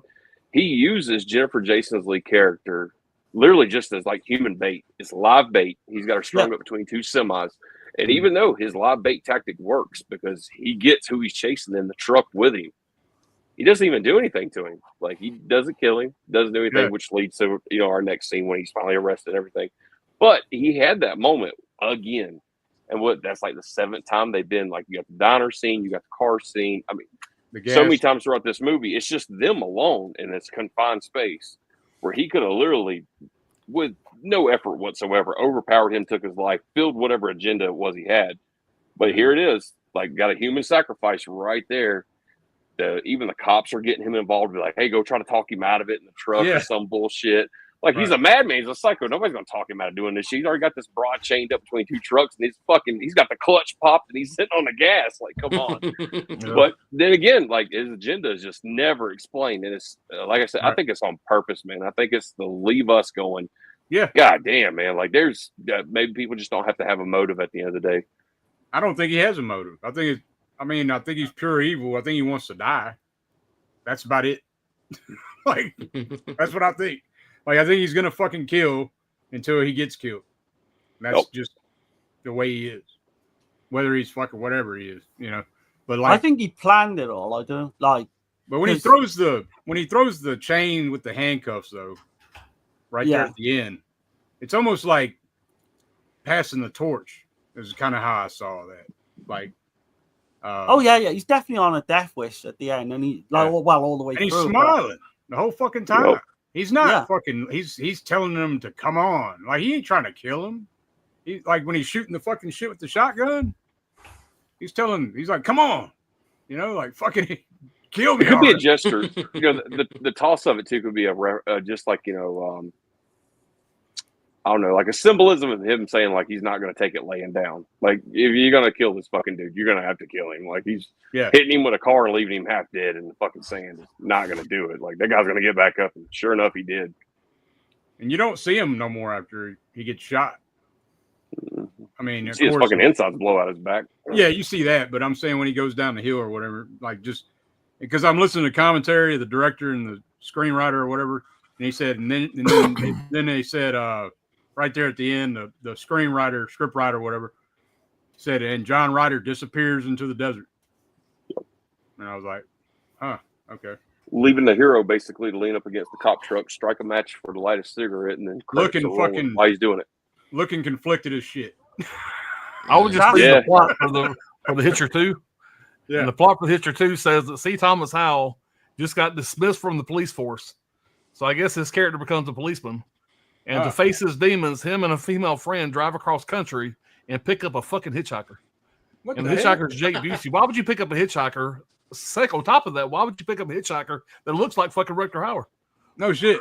Yeah, that's the plot. That's the plot of the second one right there. What? I mean, come on, get that better than that. I can't get my head around him being a cop as well. That don't work for me. Yeah. But, hey, when you got to milk something that's been somewhat successful, like it flopped, of course, by box office numbers, if we look at it that aspect, but became a cult classic between, you know, premium cable and home video. Yeah. But of course, they're going to milk it in any way they can. And I mean, add Jake Busey to it, man. Come on, man. Like, he's crazy. I'll buy it. I got to see how bad it is. Right? Yeah. I'm curious to see. Yeah. Just to see. But the whole ending that you just said, like, definitely, like, he's a human being in my eyes. There's just the way he's shot and the way, do you know what I mean? I don't think people can say he's like a phantom or that part is a dream. I think it does come to like a natural conclusion. Why he's doing this shit though is who fucking knows, man. Yeah, the way he's doing shit throughout the film though is very not human-like. Is all I'm saying. Wow. Like, it's pretty, like, you're shooting a fucking helicopter with a pistol out of the fucking sky. You know, like, you're hitting the fucking propeller. You know. The thing is, he's got no problem killing people as well. But when it comes to Jim, it's like he wants Jim to kill him, pretty much. Do you know what I mean? Yeah. It's definitely an interesting. I got a lot of questions. I still will, and I always will. I think kind of like. But that's kind of leaning though that maybe he wants to make him like he is. We drove him to the breaking point to take human life. I mean, we did get that on screen. So, who knows, man? Maybe it was one of those things where he was like, I'm going to take something that's like innocent, thought he was going on a road trip, turn it into a nightmare, and before you know it, this motherfucker, I'm going to drive him to have to kill me because I'm just going to keep coming if he doesn't kill me. Yeah. That's why part 2, that plot makes no fucking sense whatsoever. Yeah, that's...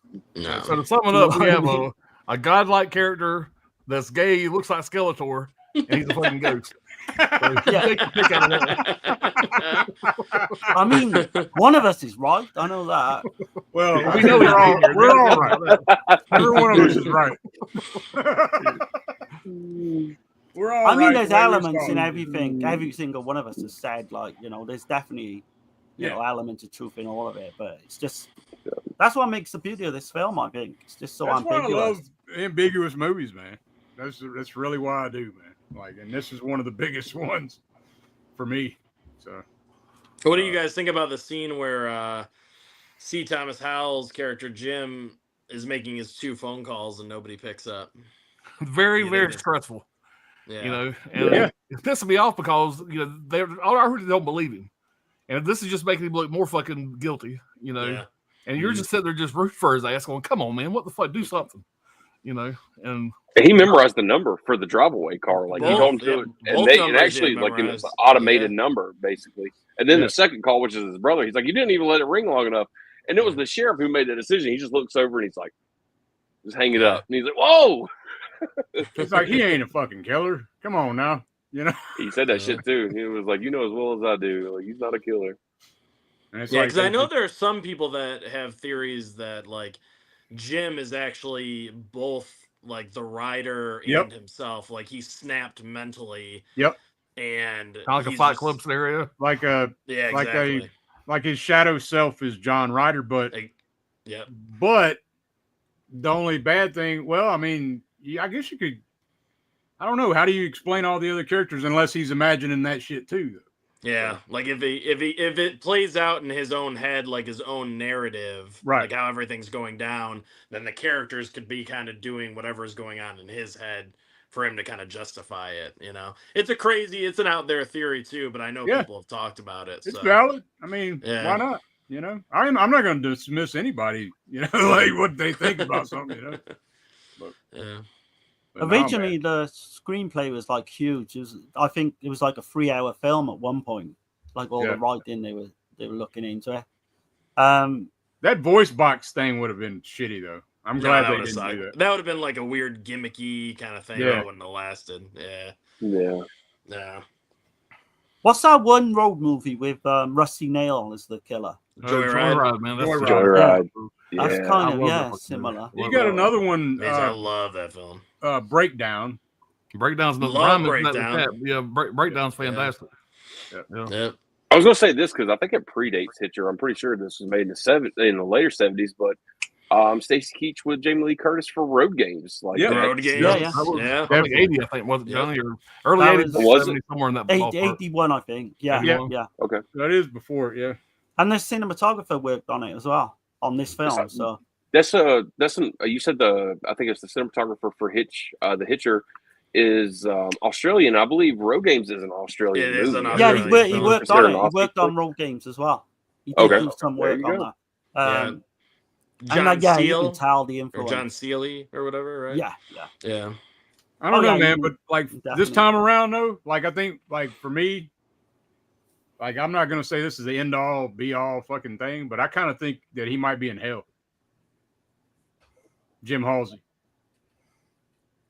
I mean, that's just how I take on. When I seen it this time, like I never thought about that shit like that before ever, and I've seen it this. I actually watched it 3 times this time because I was editing shit for the intro or whatever, and I had planned to do a bunch of clips. I just didn't have time to do them. So when you get to editing shit, you really start seeing shit a lot, and I was like, damn, he's fucking nodding off right here, right at the beginning of the fucking movie. Yep.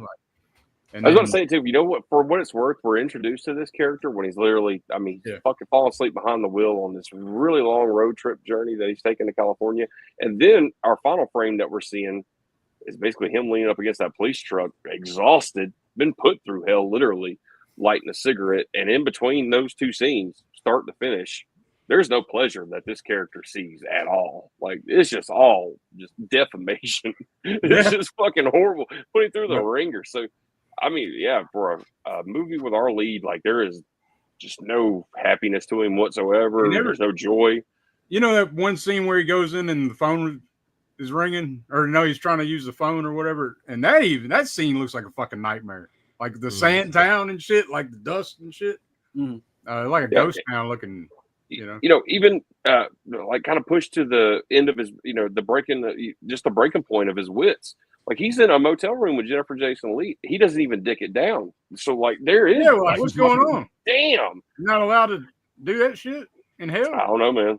Like I think I don't remember if they actually filmed the scene where they did have a love scene, or they were going to do it, but they were going to do it. Yeah. Well, I think they just wanted it to be just pure fucking miserable. They didn't want a little spot of pleasure anywhere in the movie. Yeah, that's why they were that tension all the way through. You know, that's why they were going to do. They were going to show the murders of the family in the one kind of car, and then they were going to show a full-on sex scene between the two of them. Yeah. But I'm glad they didn't show some of the things. There's a lot of. I'm glad they didn't show so much. You know, I'm glad they went that route. So. And Johnny, that's the quote for the poster. He didn't even dick her down. Yeah, that's the tagline. I'm just saying. But it's our guys going through hell, man. Like we can. I mean, everybody can kind of. We're watching a movie. We can always relate to a character, whether whatever challenge they face or whatever they're going through. And it's like, damn, dude, like. The guy's being framed constantly. Psycho's trying to fucking kill him. Won't leave him the fuck alone. He don't know why. He doesn't even know what he did wrong to piss this guy off. Oh, let the guy have a piece of ass. Like, damn. Right. My theory again. Why doesn't he dick her down? That's a good point, Darren. That's a good point. Is he batting for the other side? Yeah. I think it was the way Rutger Hauer might have grabbed that thigh while they were in the car, and he was just like, man, I don't think she's going to have a grip like old boy there. You might like the rough, rugged type. But I can see how fucking Rutger Hauer would be. Oh, God. Imagine having like little to no experience and you show up on a movie set and you got to deal with a personality like that. Because that motherfucker looks like he could cut you down in a second. Well, that's another thing. The director, like they were saying that he, before he signed him on, there was another director. I think it was a director who did Blade Runner. Y'all know? Ridley Scott. Shit, I'm tripping. Yeah. I think he told Robert Harmon that good luck with Rutger because he says he's going to have 1 million suggestions for every fucking sequence in the film. And a lot of the shit is like the chain thing at the end. That's Rutger Hauer. The shit with the shotgun, the way he's doing that, like he's all nonchalant with the shotgun shit with the car and shit. That's him. But like, there's here's a fun question. You're given the power to direct your first movie. You got to pick between two great talents. Which one are you going to pick? Rutger Hauer or Klaus Kinski? Which one are you going for? Oh shit. Oh man. Not Klaus Kinski. I couldn't see Klaus playing this though. That'd be weird. Not this movie, just any movie. Like I'm just saying, like imagine Klaus Kinski coming through the fucking windscreen of a car. Yeah. That would be, I'd pay money to see that one. Yeah.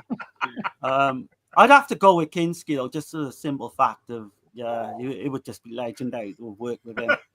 He's a fucking madman, though. You'd never get anything done. Like, to get him out of the trailer, you'd have to suck his dick to come out.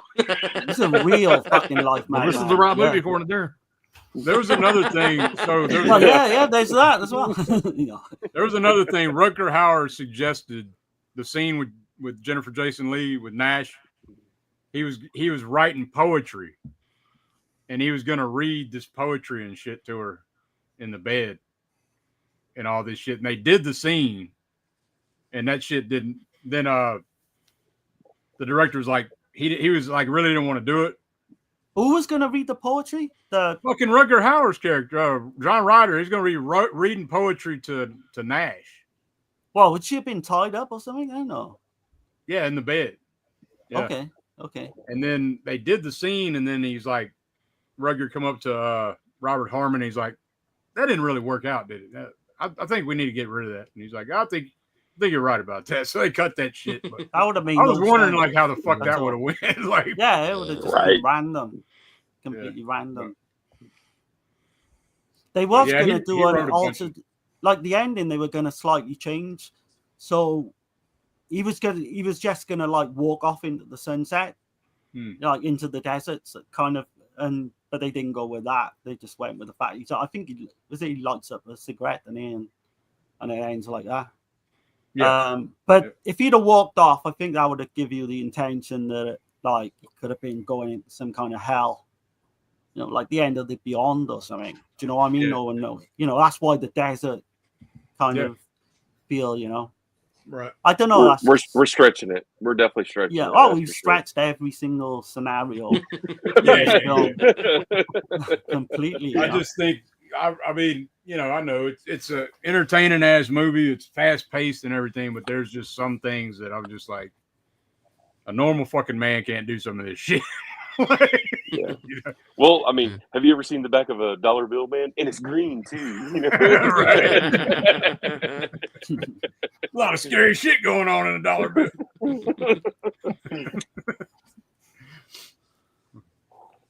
Oh shit! Would y'all want to bring anything else up, man? I think we got it pretty covered. Yeah. I was just going to say that quote that I love is when Jim says, "Why are you doing this to me?" And Ryder says, "You're a smart kid. Figure it out." That to me sums up the entire movie. That's just in that little simple exchange of dialogue. Because nobody knows watching this film, and you hear him ask that question, and you're on the edge of your fucking seat for the answer. Yeah. Yep. And then he gives that answer back, and you're like, fuck. He's always laughing at him and shit. You know? Yeah. Especially for that dialogue. Did anybody think about, of course, man, the scene in The Strangers when they're like, "Why are you doing this to us?" And they're like, "You were home." You're home. Yeah, exactly. Yeah. Right. Because I can, motherfucker. That's the reason why they're doing it. Just because. You know, that's a lot more realistic. I'm here, you're here. Fucking somebody's dying. Stop me. Going back to the beginning as well, where that scene where he just fucking Rutger Hauer's character is just fucking laughing, and they both start laughing together, and it's like, what the fuck, man? It's an awkward laugh though. You can tell it's like C. Thomas Howell, like he's like, oh, he's like a nervous laugh. He's like a nervous laugh, and such a great scene as well. Yeah, great fucking act. Great act. The first fucking sentence of dialogue for the whole movie, he literally opens the door and looks him dead in the face. And he's like, "My mother always told me not to do this." Yeah. And it's like, I mean, it doesn't even take fucking, like, usually we'll be in a movie and it's got to wait like 10, 15 minutes to build, you know, back character and all this shit. No. Automatically, fucking Rutger Hauer gets in the car with him. He's just like, "You picked up the wrong fucking monster." Yeah. Like, immediately throws and bad vibes.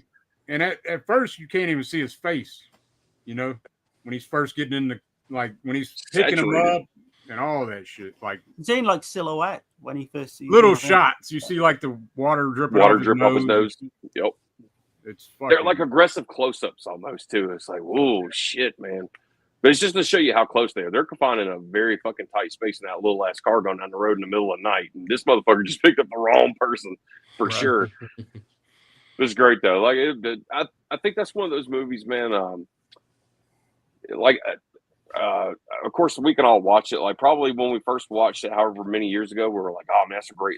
That's like, you know, that's a pretty cutthroat thriller movie. And now we kind of like, we can be like, okay, well, fuck, if that happened in real life, that's just a straight up fucking, that's spliced with horror, easily. But you can show this movie to anybody. Like, you can show this movie to somebody who's like, "Hey man, I don't do horror flicks because they're just not my cup of tea. I don't like them, never have." I think you can show this movie to somebody who hates horror and they'll still be like, "God damn, man, that's a really good movie, but holy fuck, that'd be horrifying if that happened in real life." And you're like, "Yeah, there you go. Introduction." You're right. Yeah. Absolutely. Sneak it right in there and they'll never know it. What? So are you all 10 out of 10s for this? Oh yeah. That's a shit. I'm like, whatever holes there are in the movie, nostalgia fills them in. Like I said, I'm gonna have to deduct a little bit, man. Like, I'm telling you, for this to be 86, man, we're talking about the fucking 80s. We're talking about the coke blooming years of the 80s. And you mean to tell me somebody in here can't fucking show us a nipple, a side boob, no nothing? I gotta cut a little bit. And for Jason Lee, man, like, she had something to work with, and they just didn't take advantage of it. And I think that's like, come on, man, give us something. But I mean, our main character doesn't even want to fuck her. They make her least attractive. Like, to you know, she's a beautiful actress, but they make her look as unattractive as they possibly can in this. She saves his ass too, because whenever he's got the whole wipe the spit off my wrist shit, she's the one who comes out the bus with a revolver and fires a shot in there, being like, "Fucking put it down." She could at least the bare ass when she tied to the truck, you know. Right? Thank you. Yeah. Fucking something, man. I mean, I love her in Single White Female. She's fucking great in that film. That shit crazy, man. That was the very first movie I ever think I ever seen. Rush. Yeah. Revisit that one. What about Copycat? Yeah. Oh shit! I forgot she was even in that. Yeah. That's another great film. Yeah. I have not seen that in like forever, man. It holds up, man. It holds up really well. Yeah. Fucking Daisy Domergue, fucking Hateful Eight. She killed that role, dude. Yeah. Oh yeah. Fucking great in that. I know I mentioned it earlier, but Eyes of a Stranger, if you haven't seen that, it's like a fucking great old school style slasher in the early 80s. No. She plays like a blind, deaf, kind of like mute girl towards the end, and then she's battling with the fucking killer. It's superb. The fucking that line, the Hateful Eight too, fucking oh Jesus Christ. You guys know what I'm talking about, but he was like, if he's Abraham Lincoln's pen pal, then I'm a monkey's uncle, and she automatically chimes back in. She was like, well, that's good, then maybe he can enjoy some bananas with your in the stable. She got I was like like, Jesus Christ. I think she got an Academy Award like nomination for that as well. Yeah. The Hateful Yeah. Eight. Hateful Eight, yeah. Support actress or whatever. Yeah. I see Hollow Notes comment here. He said if it was Bowie, then alternate theory is probably true. Oh yeah. Yeah. Or Mick Jagger or anyone like that. Probably. Yeah. And I'm not trying to Oh, take anything yeah. away from Bowie, man. I mean, Dark Crystal and shit. That's the man, one. Like, Yeah. that's I still need to see that. Release. I still The need to Dead see Pit, the Dead Pit guys broke that one down during their summer slasher. Yeah, I got to check that one out. Yeah. And we got Brian Goes Blue in here, man. as well. Brian, Brian, what's up, Brian? What's going on, man? What's And up, Coco man? too. Yeah. Let's see. I'm gonna go through the chat right quick. Bow-legged in the morning vibes. That's your son, right? Yeah, that's my youngest son there. He's Yeah, going with me tomorrow to see the TCM movie. Hell yeah. He's going to get to see it on the big screen. No. He says, wait, we got Zav in here. He says, did y'all see the Hitcher remake? Yeah. No, I think it was 2007, I think. 2006, Yeah, sounds about right. something like that. Yeah. And I want to say that one ends different. I mean, it does. It's kind of flipped. flip flops. Yeah, It's flipped. Yeah. Yeah. Yeah. One thing I did like about the remake that I do remember is he had a wedding ring on. I remember that scene. He's got a wedding ring on, and that's how he gets in the car with the people. It's a dude and a chick in that one. And then there's a part where he says, they're like, well, you're married. He's like, no, I only wear that so people would trust me or something. Yeah, that's pretty good line. I thought that was pretty That is a slick. good line. But- Yeah. So the killer gets the upper hand then, wins the day in the remake, yeah? No. No. Oh, okay. No, but there's a twist though, you said, yeah? it's almost identical though, as far as same shit happens with the truck and somebody in half, but it's not. But it's not the chick this time. I don't even know if the remake ever even got a theatrical release. I think that was more along the lines like not Magnet, Dimension Films. I'm sure you guys have seen those DVDs back in the day. Yeah. That might have been straight to video or straight to DVD. Straight to video, I'm pretty sure. And Vibe says my first experience with Jeffrey DeMunn was Dale in The Walking Dead. So seeing how young he is in this is jarring, but it's awesome. Also, his eyebrows are still legendary. Yeah, man. He's got Also, in the Willis. same vein, that's my son there. I say in the same vein, I showed him Vision Quest the other day. He's a big Stranger Things fan, and he's seen Matthew Modine in Vision Quest being like 19 years old. He only knew him from being the old guy in Stranger Things. Oh, hell. That kind of blew his mind a little bit. Hell yeah. Let's see. Breakdown is a great road thriller too. Yeah. Is that the one with Kurt Russell in? Yeah. No. Yeah. Kurt Russell, yeah. And Sandra Bullock for like a blink of an eye. No, it's not Sandra Bullock. Not in that one. Oh, she's not? No, it's I don't know what the lady.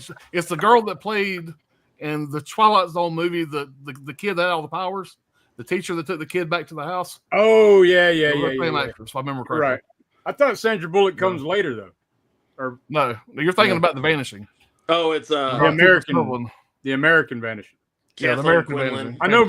I think me and you disagreed on that, huh, Alan? Like between the Vanishing, I like the. Yeah, sir.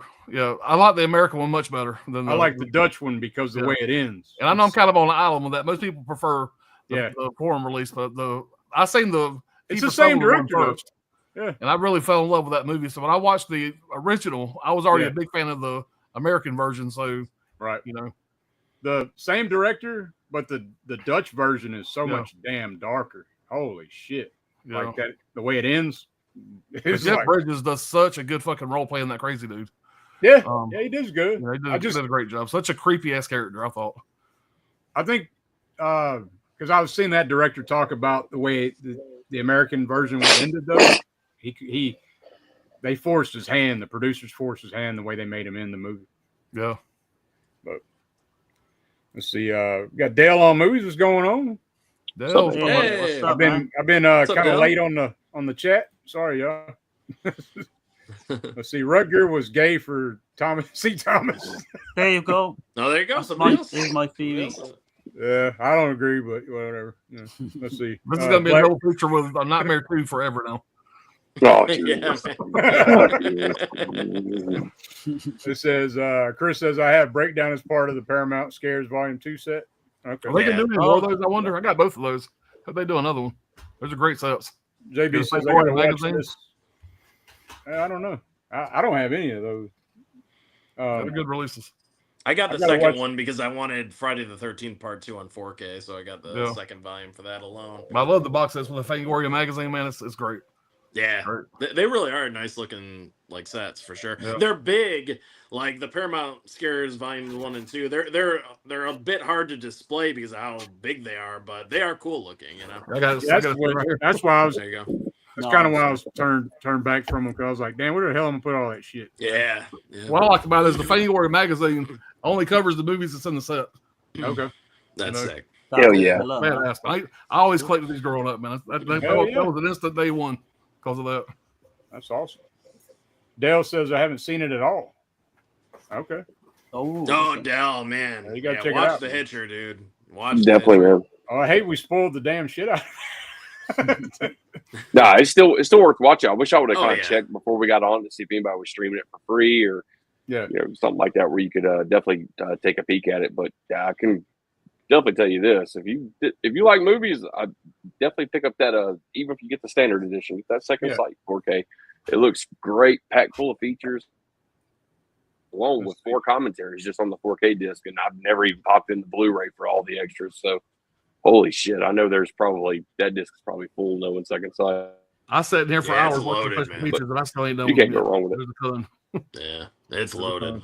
Yeah, I mean, I watched the 2 interviews with the director and Eric Red, the writer, and then I watched the commentary with them too as well. But that's they got a current interview with C. Thomas Howell and an old interview with C. Thomas Howell in there. Right. Nice. Took the archive stuff and slapped it right on there. JB says Landis was a fly-by-night operation. Yeah. Oh, yeah. Let's see. Synthetic, what's going on, man? He says, hey, guys, the Hitcher is a classic. I saw in the theater upon release. It was a very popular rental at my work video store later on. Yep. Oh, yeah. I rented it many times back in the day. Yeah. Definitely. Hey, what's up, man? The Hitcher's great. Okay, Dale has seen it. Okay. I guess he was talking about something else. Oh, maybe he was talking about like Breakdown or maybe the remake movie. Maybe the remake, yeah. Let's see. Vibe says, haha, that's probably why I didn't even know there was a second one. Oh, they're talking amongst themselves. Would hit her stand a chance? Would hit her stand a chance against my boy Jason? Oh, Hitcher. He might be smart enough, but maybe not. Maybe too cocky. Kind of like Julius in Part 8. Mm-hmm. Yeah. Just knock his head right off. He's a Friday freak. He loves Friday. Yeah, hell yeah, man. Road Games is also great. Yeah, man. I want to see that movie one time. I need to give it another watch. I got the payoff. The payoff to that all the way through. It's kind of slow, but the fucking payoff is incredible. Great. Yeah. Let's see. I check out Road Games. Highway to Hell is a fun road movie also. Oh, yeah. Bro. Yeah.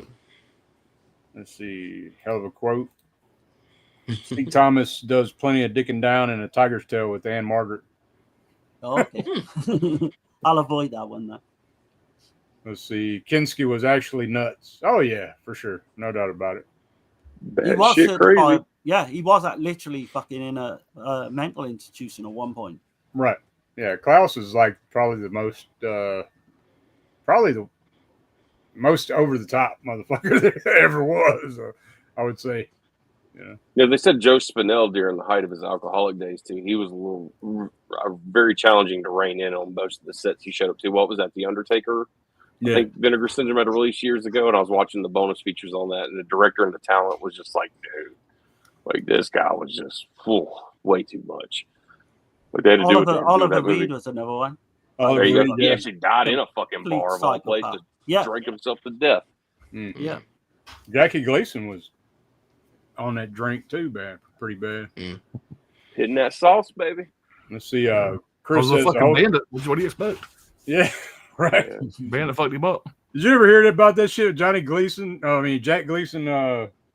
The alien shit. Nixon fucking showed him some UFOs or some weird shit, some aliens. Yeah. Oh. Actually, I think it was you. I think it was y'all who was telling me about that shit. Yeah. I was just like, wow. Yeah, but Jackie Gleason had a house made look like a fucking UFO. Yep. Yeah. And he like to the day he died, man. He fucking he always put all of that. He believed that. Yeah. He believed in fucking. It's crazy. That's crazy because that's the one guy. That's the one guy that my grandpa never laughed. That's the one guy that he'd laugh at. I can watch Smokey the Bandit once a week and never get tired of it. Right. Jackie Gleason, that's fucking gold. Absolutely gold. I quote his ass still to this day, regular. Right. Let's see. Either The Stranger's Great, Darren. Hitcher remake went to theaters. Okay, we're there. Okay. Yeah. Really did. Modine is great. Vision Quest was a fun watch. Okay. Let's see. Papa Goss. What's going on? What's up, gentlemen? Sorry I'm late. Hope everyone is having a wonderful night so far. Oh man, it's awesome. Yeah. It's all good. Let's see. TCM in theaters tomorrow. Fucking A, dude. I can't wait for the goddamn slamming door. My favorite scene. I can't wait to see that on the fucking big screen, man. Yeah. You know they're going to add that. They're going to add that Dolby Atmos track to it too when that bass fucking hits on the back side of that door. Bam! Yeah. It's not my favorite Shining in theaters, man. I've always loved The Shining, but when I got to see it on the big screen, it just went up one more fucking level. Hell yeah! And this is one of those movies I've always wanted to see on the big screen. So it was. I still haven't seen The Shining like that. So hopefully, Dirk, I'm telling you, man, it's something else with a good sound system. That music, oh my god, it's so good. Have you ever seen Jaws? I've heard people. Oh yeah, I went to see Jaws, and me and Ryan went to see Jaws in theaters, and that was another life-changing event. Well, there was some place where they were showing Jaws, and everybody was in a fucking swimming pool. Yeah. There's a beach. You ever hear about that? There's a beach in Texas where you actually be in the fucking ocean. Okay, and they got a big screen on the beach. You can watch it. That's what it was. That's awesome. Yeah, that's fucking nuts. I would do that every day of the week. I would like to touch bottom. They're bringing back, run away from that motherfucker. They're bringing back Jaws again, just so people know too. Yeah, for the 50th. Yeah, and three. I think it's I don't know if it's gonna be in 3D, but I know they're gonna in my theater anyway. They're gonna have the seats that move, whatever they're called. Oh yeah. The 4DX. Yeah. The 4DX stuff. Yeah. Yeah. What sucks? My son's flying in the day it's gonna be here, and so I'm hoping I can go to early screening. And I got to pick him up at 10:30 from the airport, so if I can see it before I pick him up. We got Mr. Boombastic in here, Jonathan. What's going on, man? Hey, happy late B-Day. Oh man, see it wasn't my B-Day though, man. It's like an error. That's my wife's birthday. I appreciate it though. Like my birthday's a month away. So, everybody been telling me happy birthday. I'm like, it ain't my birthday. Sorry, but I appreciate it, y'all, man. That's awesome. Now Brian saying in the chat it's playing more than one day. Yeah. Cool. Maybe we all gonna see it on Sunday then, maybe. Yeah. Oh, yeah. Let's see. Those Paramount sets get down as low as $4. This is a great value. I paid a little more for mine. I pre-ordered mine, but they did get down pretty cheap. I'd get them then. Then for sure. It's a good deal, man. It really is. Let's see. Eric Red also co-wrote Near Dark. Yep. I forgot to mention that. Oh, okay. Oh shit. Okay. And great vampire movie. Yeah, I like. You know what's funny about that is too, Near Dark also kind of has a bit of those Western vibes to him as well. With the desert and shit. Yeah. Lance Henderson's a fucking beast in that movie, man. If it wasn't for Lance Henderson, I wouldn't even watch Near Dark. I know everybody loves that movie dearly, and it means so much to everybody. I'll tell you right now, without Henderson in it, or Paxton, fucking that movie. I was about to say Bill Paxton. That might be my favorite role of his. Yeah, to be honest, them two right there, Paxton and Henderson, fucking for sure, they make that movie. Let's see. John Wayne drank Mitchum under the table. True story. Wow. I believe it. The Duke, man. You can tell Robert Mitchum, dude, man. You can just tell by his skin tone, man, like he was a fucking full-blown alcoholic. But god damn, he was a good actor. Yeah. Jaws back in theaters this month. Yeah, okay. There you go. I got to get the second sight set, bud. Yeah, man. I highly recommend it. Like I said, dude, I spent a lot of time and I ain't even get through half of it. So, Is it in print now? Is it still in print? You don't even have to get that. Yeah. You don't even have to get that big I don't think box. the big boxes anymore. I think maybe just a regular release of it is. Big box probably sold out, but maybe not. Okay. I thought they made a ton of them. They, you know, I may be wrong. Yeah. Just in most cases, by now the second site big box is usually gone by now. You can the majority of people. the, Nobody's going to crack open those books or any of that shit. If anybody just wants the movie and all that shit, man, save some money and definitely just go for the standard release. It's all the same shit. To make sure all the features are on the regular release. Exactly. Sometimes they leave some of them off. I will say though, I did dig into this book, man. I got about 30 to 40 pages into it. This is some good shit right here. Like if you want a novel. I mean, it's like, oh yeah, from the director and everything. Like it's really informative as hell, man. But let's see. Yeah, he says, 3D for the first time. Jaws in 3D. Crazy. It's playing more than 1 day, Pops. Yeah. Okay. Speaking of delayed theater watches, I saw Apocalypse Now in Dolby Surround 20 years after it came out. Amazing. Awesome. Wow. Fucking nice. Let's see. Double Indemnity. Yep. I know. I got that movie. Yeah. It's a good one. Let's see. Got our tickets for the Toxic Avenger reboot. Oh, shit. Okay. And read books, people. Yeah. I would say, yeah. But yeah, man. Anything y'all want to bring up? Anything y'all got going on coming up on y'all's channels? Or I have to go to fucking work in the morning. That's about it. I got to do that. You know? I got to do that. Me too. No, but thanks for having us all on, man. Absolutely. I love talking about Always this. A good time. Yeah, man. Yeah. I mean, this is great, man. We got to do some more stuff, you know. Yeah, you're always welcome, man. All three of you. You and Darren reach out, man. Oh yeah.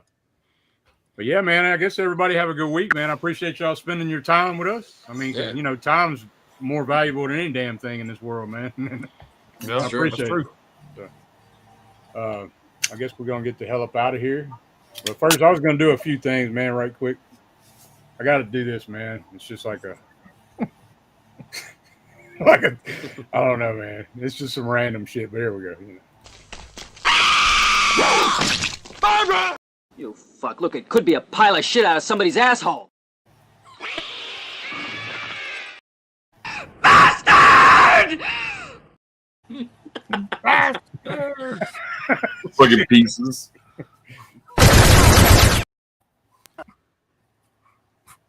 What the hell? How in the fuck are y'all doing tonight?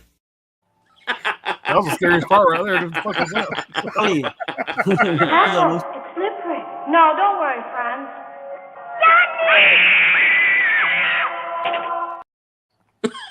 Fucking great that is, man.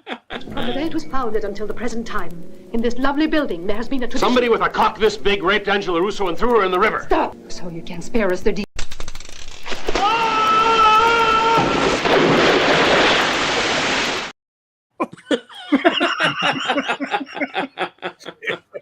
Man, those You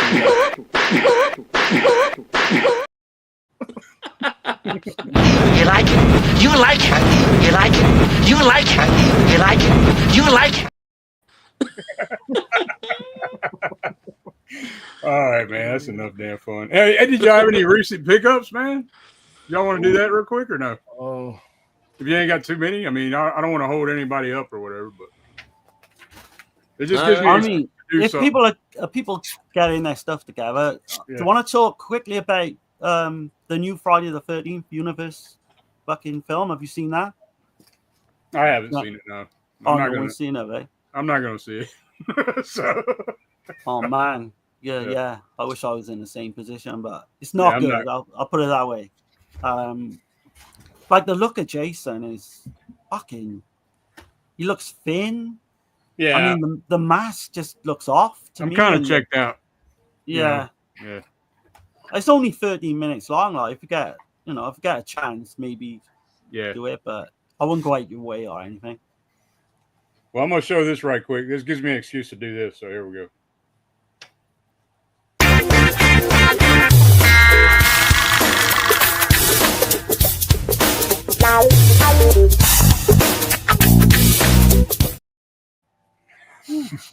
Man, Good Lord. Some random hot bits like Grandma Biscuits did a good job on that ass. I'm gonna fucking blow your mind.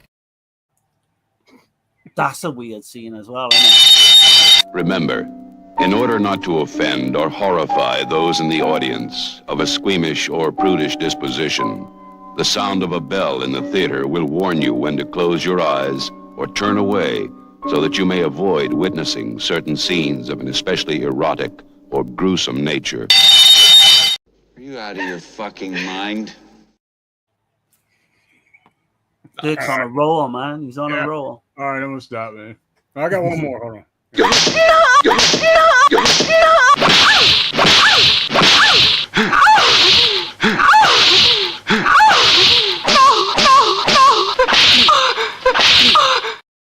God damn. Fucking This is nasty, getting man. smacked everywhere. Yeah, we're getting people to tune out now. So. Somebody's got that shit on like loud in public somewhere. It's just some bitch getting smacked over and over again. Like, what the fuck are you watching? Oh shit. Oh man. But yeah, man. If I don't know who wants to go first. I got mine ready if you want me to run through mine real quick. Okay. Yeah, man. Go for it. I got a bunch, but I'm gonna go through them real fast. Yeah. So I grabbed all these American Pies. I got the part 1 on the shelf over there. Right. So this is all of them in the. I've never really seen any of these, but I went ahead and grabbed them just to kind of finish out the collection. Whatever. I love these movies. Great release. 88 films. Mm-hmm. Got Frailty. Hell yeah. I gotta get that. That's Lionsgate. Yeah. Okay. Loaded up on some Lionsgate. I got Basic Instinct. I'll grab that. Yeah, I need to get I love this cover here. Yeah. Badass. And this might be my favorite still book in my collection now. It's High Tension Lenticular Slip. What is that? Yeah, that looks nice, man. That's High Tension? Yeah. Oh shit. Great looking freaking still book. Who put that out? Lionsgate Limited. Holy shit. Damn. So yeah, I didn't get follow still book. Great looking artwork on that one. Oh shit, that looks nice as well. That is killer. That looks so like Giallo like in a way. I had to pick up the Rage Carry too. Okay. Oh, nice. Syndrome. I haven't watched this yet, but I love shark movies. To give it a shot. Right. It's probably garbage. You got the Sharknado movies? I don't. Do you want them? Sure. Okay. I got 3 of them. I didn't know. I don't know why the fuck I bought this, but I did. What the fuck is that? What is that? Killer Jeans. Oh shit. Okay. Oh right. Okay. I haven't seen it, but I've heard bad things. And I have the other one on the shelf. Whatever. I grabbed these. I got all 3 of these now. Yeah. Nice, man. Hell yeah. Johnny said it might be the release of the year right there. We'll see. I picked up Deadly Spawn. Okay. That was a blind buy. I'd never seen it. And I got this recently. Got the Black Phone fix up. Oh, hell yeah. I don't mind that movie. A lot of great comedies, man. Gung Ho, love this fucking movie. I wish it was a 4K. Just glad to at least get a Blu-ray of it. Been a long time since I saw that one. Man, it's so good. Yeah. Better Off Dead. Great comedy. Okay. I got the steelbook it out. Coneheads. Happy Gilmore. Damn it. Billy Madison. All kinds of shit. Yeah, I got all the collector's editions, so I had to grab that. Yep. Might be my favorite comedy of all times. Top 3 at least. Yeah. Oh yeah. Yeah. It's a damn good one. And love this media book, man. Still haven't opened it. I got this steelbook list also somewhere over there, but I had to grab this media book, man. I'm a big Stallone fan. I love this movie. Yeah, definitely. So I had to grab that media book. One of the top 2 or 3 horror movies of the year, I think. What is that? Bring Her Back. What is it? Bring Her Back. Oh, same shit. people that did. I need to see that. Same people that did Talk to Me. Okay. A24 film. Yeah, I haven't seen that one. I think that's it for now. Okay. Let's see. So who wants to go next? Don't matter to me. I can go. All right. All right. Well, Alan just showed it off, but I'll show it off too because it's badass, and that's for LC. Hell yeah. That was just such a sick release, man. Damn, man. Yeah. Yeah. I really like that one, man. I guess I don't know if Alan showed, but I can show man. Yeah. Inside of it. But yeah, man, that's a badass release. We had to get this one. Trust me, I did not want to buy this. I almost didn't, but when I saw that they were almost sold out of it, I was like, fuck. I just went ahead and pulled the trigger on it. And that's dirty work. Okay. I hate this box set because who the fuck wants to look at a hairy ass man with big nipples? But honestly, I could take this and throw this shit in the trash, this part, and just keep this. Yeah. There you go. This is really all you need right here, you know? Yeah. Yeah, I don't know what the fuck is with vinegar syndrome and like having nipples and belly buttons and all sorts of weird shit on there, but you know, whatever they're into, I guess.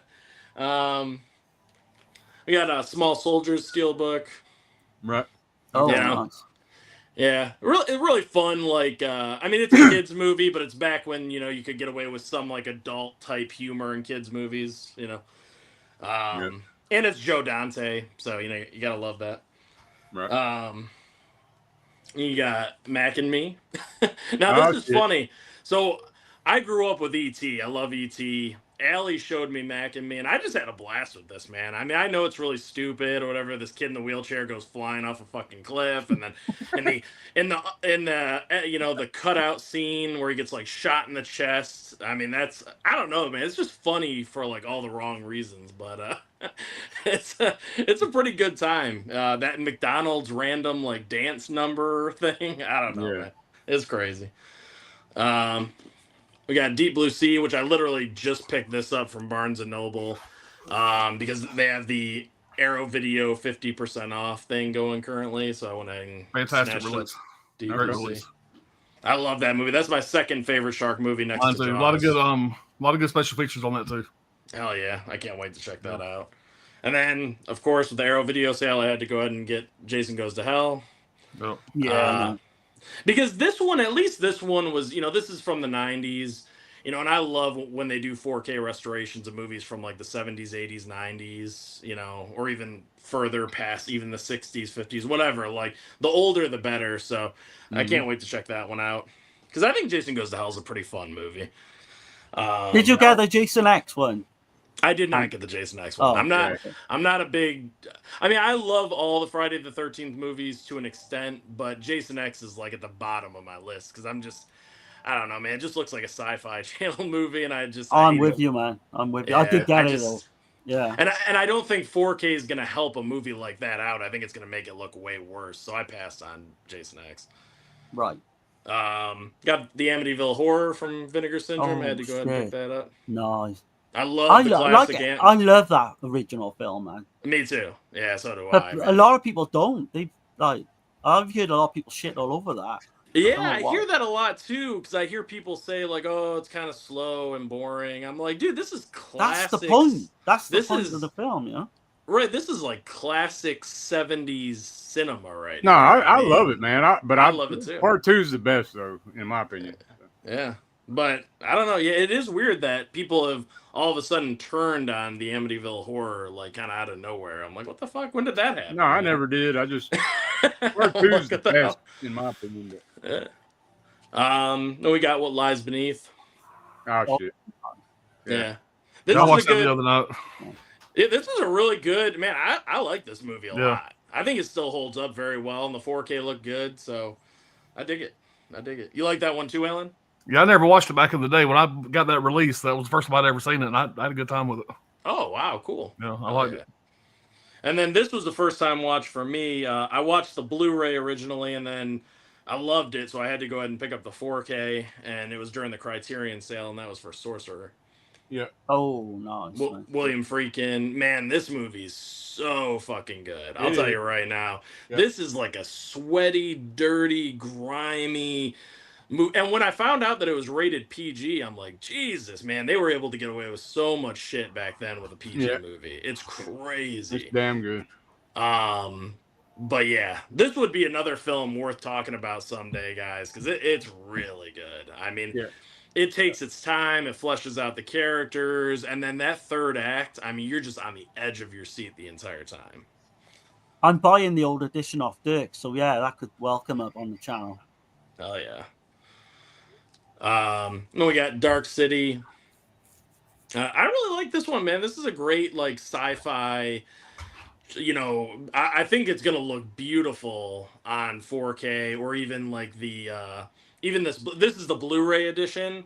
They didn't have the 4K one, so I went ahead and got the Blu-ray. But I've heard excellent things about like both copy, the Blu-ray and the 4K. They both are amazing. So I can't wait to check this out. Because this, have you guys seen this movie? Anyone seen Dark City? I've seen it. No. Yeah. Yeah. I saw it back in the day. Yeah. It's a trippy movie, man. It's really, and there's a director's cut and a theatrical too. It's been a while though. Like that was right before the Matrix, right? Yes. Or yeah, no, it was before the Matrix. Yeah. And then because I know a lot of people always refer to Dark City and Equilibrium, right? For kind of being inspirations for the Matrix. Mm-hmm. And then I got Lethal Weapon. Had to get this really like nice edition here, man. I mean, I love Lethal Weapon. This is one of my all-time favorite action movies. So classic. This was an easy one to pick up, you know. And it's cool because it's like a box set, and then it's got that red steel book in there as well, which I know a lot of people have, you've probably seen it, but it's cool because this comes inside of there. Oh shit. It's so good. And these bullet holes, you can actually feel them. They're like debossed. Like somebody took like a drill and put those little holes in there. Damn. Pretty sweet. Yeah. And it's really cool too, because I like how the eyes, you can see like the eyes light up there. Because they put some spot gloss on there. Yeah, exactly. Yeah. Really, really well done. And then last but not least, this was another movie that I watched like I don't know, like maybe a couple months ago for the first time, and I would love it if you and Darren would break it down. Dirk and Darren, I'd love it if you guys broke this one down because I don't think you have yet. Let me know. But Cruising. Oh man, I love it. We talked about it before. Yeah. But have you guys done a full video on it, or did it just kind of? I'm not a fan. Oh, you're not a fan. Okay, I'll just be straight up. I'm not a fan. I know, man, but it's definitely one of those like giallo type, like an American giallo kind of film, don't you think? Yeah. Darren thinks that's a gay movie also. Yeah, I think the Hitcher is more gay than this one's definitely a gay movie. That is a gay movie. I can assure you, this is a very, very gay movie. But dude, that scene when the black guy comes out and his like little Speedo thing, and he bitch slaps Al Pacino, I'm like, what the fuck just happened? Me and Chris did do Cruise, and we broke it down. If you want to see that on his channel. Oh, you and Chris broke it down. Okay. Yeah. Because man, it's an interesting movie, and there's like a lot of ambiguity to it, and like a mystery. So I'd be curious. It's like a slasher, a giallo. I love it. I do it. Yeah, it's a weird one, man. It's a really weird one. Guys, excuse me real fast. I hate to do this to you, Dirk, but I'm gonna have to jump off, man. Yeah, I gotta get up about 5 o'clock in the morning. I got you, man. No, I'm get off, man. But guys, I had a blast. You guys keep on going, man. I've watched from the other room in there. Yeah, but, appreciate you coming on, man. Yeah, it's always good to see everybody, man. Hit me up, Dirk. Yeah, for sure. Have a good one, man. Take care, man. Going out. All right, Darren, you got anything? I haven't got nothing. Okay. Okay.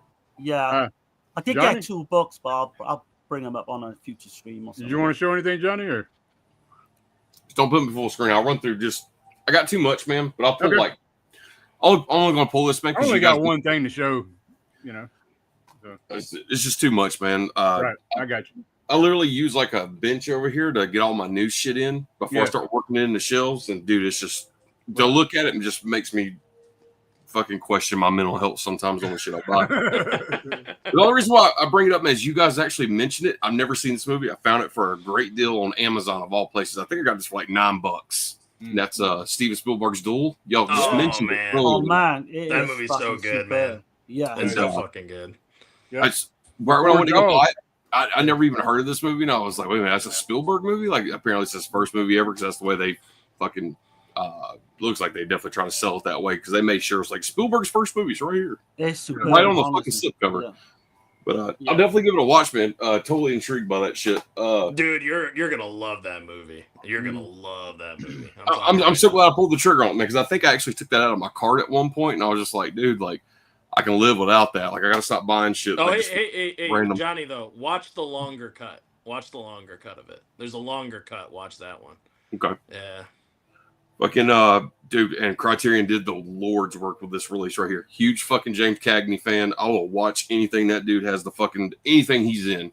White Heat by not even, I know everybody loves The Public Enemy. That's probably number 2 for me.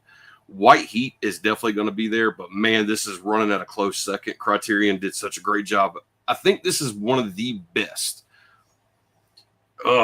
Yeah, I'm not even going to walk it backwards. This is probably the best black and white 4K I've seen, hands down, so far. And that's even taking Psycho 4K after they actually did the corrections and did the corrected disc later on for the old cats who bought the first Steelbook release. The Roaring 20s, man, that fucking movie is so good, looks so great. I got this while they were doing the Criterion sale. I think it was like, what, $25 because it was 50% off. Dude, I would have fucking paid full price for this and watched it, and I would have been fine with it. It's worth every penny. Great fucking movie. However, the next one I'm gonna hold up, I'm gonna bitch about. And this one's older, and this one's more well known, and Criterion fucked this one up, if you ask me. And that's Scarface, unfortunately. I'm a huge fan of this fucking movie. I have DVDs, Blu-rays, the whole 9 yards. I assure you, this is the 4K. I popped it in. Man, the surviving film elements for this movie fucking stagnates this release. They did not preserve the shit. This is like a movie from the 20s, 30s, whatever. Like I said, this one's even older than this one. Somehow this one looks fucking phenomenal, where it's like the best black and white 4K I've ever seen. And then this one, unfortunately, like I said, I know it's not Criterion because they wouldn't have definitely, with a fucking movie of this magnitude being the OG that we all fucking love the remake of, they definitely wouldn't have released it knowing that it was a shit release. I think they released it just because they was like, hey, we did what we could do. Unfortunately, the actual film negative, I'm sure doesn't exist. It's probably an IP print, whatever. I have no idea. Maybe it's just a scan they found. Yeah. Is it worth $50? No. Try to get that like $25 and don't expect this to be like one of those that's going to blow. That's going to, just blow your home theater system up where it's like, God, man, the black and white looks so great on 4K. And this is one of those, because it's not. I hate to say it, but yeah. Yeah, I'm very fucking happy. Anybody who wants to watch a fucking OG James Cagney gangster film, you're not going to get no better than this right here. If Criterion would just grab White Heat and put that shit out on 4K, I'm telling you, I would not wait for a sale, no nothing. I would give them $50 for the shit. I'd give them some sperm, some fucking plasma, some bone marrow, you name it. Like, let them make that shit happen, man, because I need White Heat on fucking 4K. Okay. Yeah. The only thing I got in, man, was this, and I got Darren a copy too. I got to send it to him, but that's this Bravado Giallo. I don't know if I showed it earlier today or on the stream, but oh man, I can't wait till we do that. Yeah, because we got 2 of his box sets to cover now. Yeah, so we got this one, and then I got the other one right here. I've High Tension. Yeah, I already showed it, but I actually like the cover art on the High Tension probably better. Actually, I think so. This one, yeah. Ooh, it's that $7 it. Yeah, so that's 2. That's some lamb baba, man, for your ass. Dude. Yeah, we're gonna have Kenneth on for them as well, aren't we? Yeah. Well, like old Richard from Doom Movie Thon says, Lambaba mo better. Yeah. Dude, that's a stacked weekend right there. I mean, not even a weekend. I take you like a week or even 2 weeks to get through all that. Good job, Grad. Man, 101 films, man. They kill it. Yeah, I got that. Yeah. I love it, man. Yeah, I know I showed this, but I didn't know if y'all had seen this release. Oh man, I've not opened mine yet, but yeah, I haven't either. But yeah, I only had the old DVD of that as well. Yeah, I got the full moon. The full moon. Yeah, the same full moon. Look at that set, man. Makes me want to go like, damn, man. Like, I love Full Moon to death, and I'll always support them. But man, that what a one release, man. Like, look at Eureka now, man. Like, was it Eureka or Imprint that's putting out all the Charles Band movies? I think it's Eureka, if I'm not mistaken. They did like the Full Moon box sets. I think they got 2 of them. And man, 101 Films is fucking. Dude, they've been killing it since the beginning with those keep case releases. I was going to show you, Johnny. Like, I know you grabbed some Criterion stuff. This is the couple that I grabbed from Criterion. Is that a tour strap Chuck Connors? I think it is. Yeah. Investigation of a Citizen Above Suspicion. What a hell of a title, man! God Almighty, that's a mouthful. I've never seen that. It's kind of like a giallo, yeah, with like Linda Bolton. Yeah. I think. And then I grabbed that one. I Walked with a Zombie and The Seventh Victim. These names, man, I love these names. Oh, superb as well. So that's a double feature. Yeah, I was about to say, when did Criterion actually start doing double features? That's got to be. That's a 4K too. So 4K and Blu-ray. Criterion, but damn, I've never seen a double feature from them. They're both black and white as well. Yeah, they're both black. They're like early 40s film, 30s and the 40s film, I think. Yeah. I Walked with a Zombie is an old ass zombie flick. So. Was that? That's like the very first zombie film ever, right? With the word zombie being used in the title. I think so. Well, because White Zombie is White Zombie. Yeah, but I think I Walked with a Zombie predates that though. It might be. That was an argument that had happened years and years now. Because White Zombie's 32, I believe. Where's Google at when you need it? But yeah, man, it's fucking awesome, dude. They double feature on 4K on that, dude. Fuck yeah.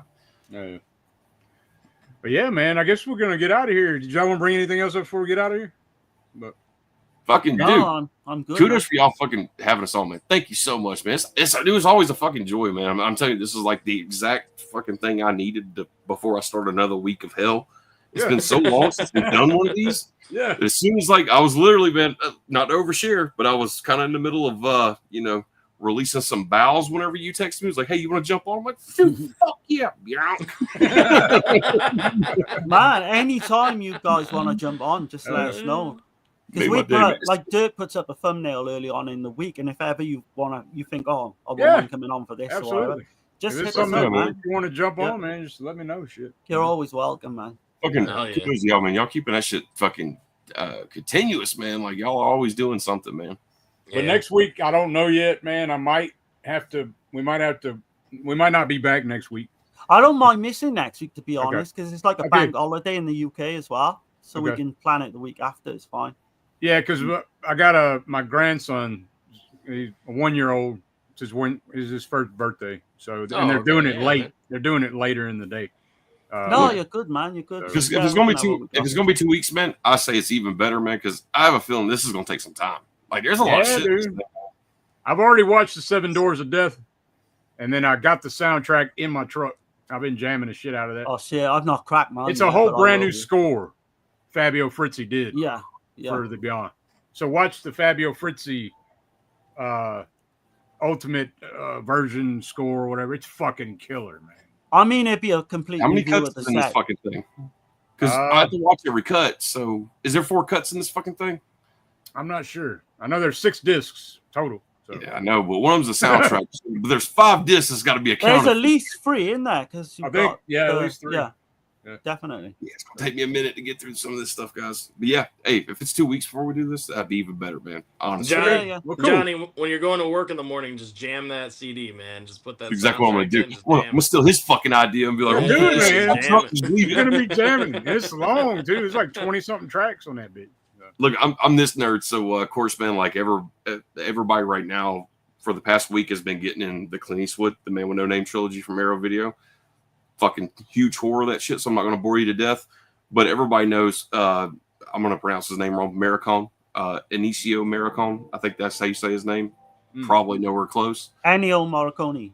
There you go. Morricone, yeah. But man, the fucking scoring he done for those movies, not to mention he done fucking scoring for other films, dude.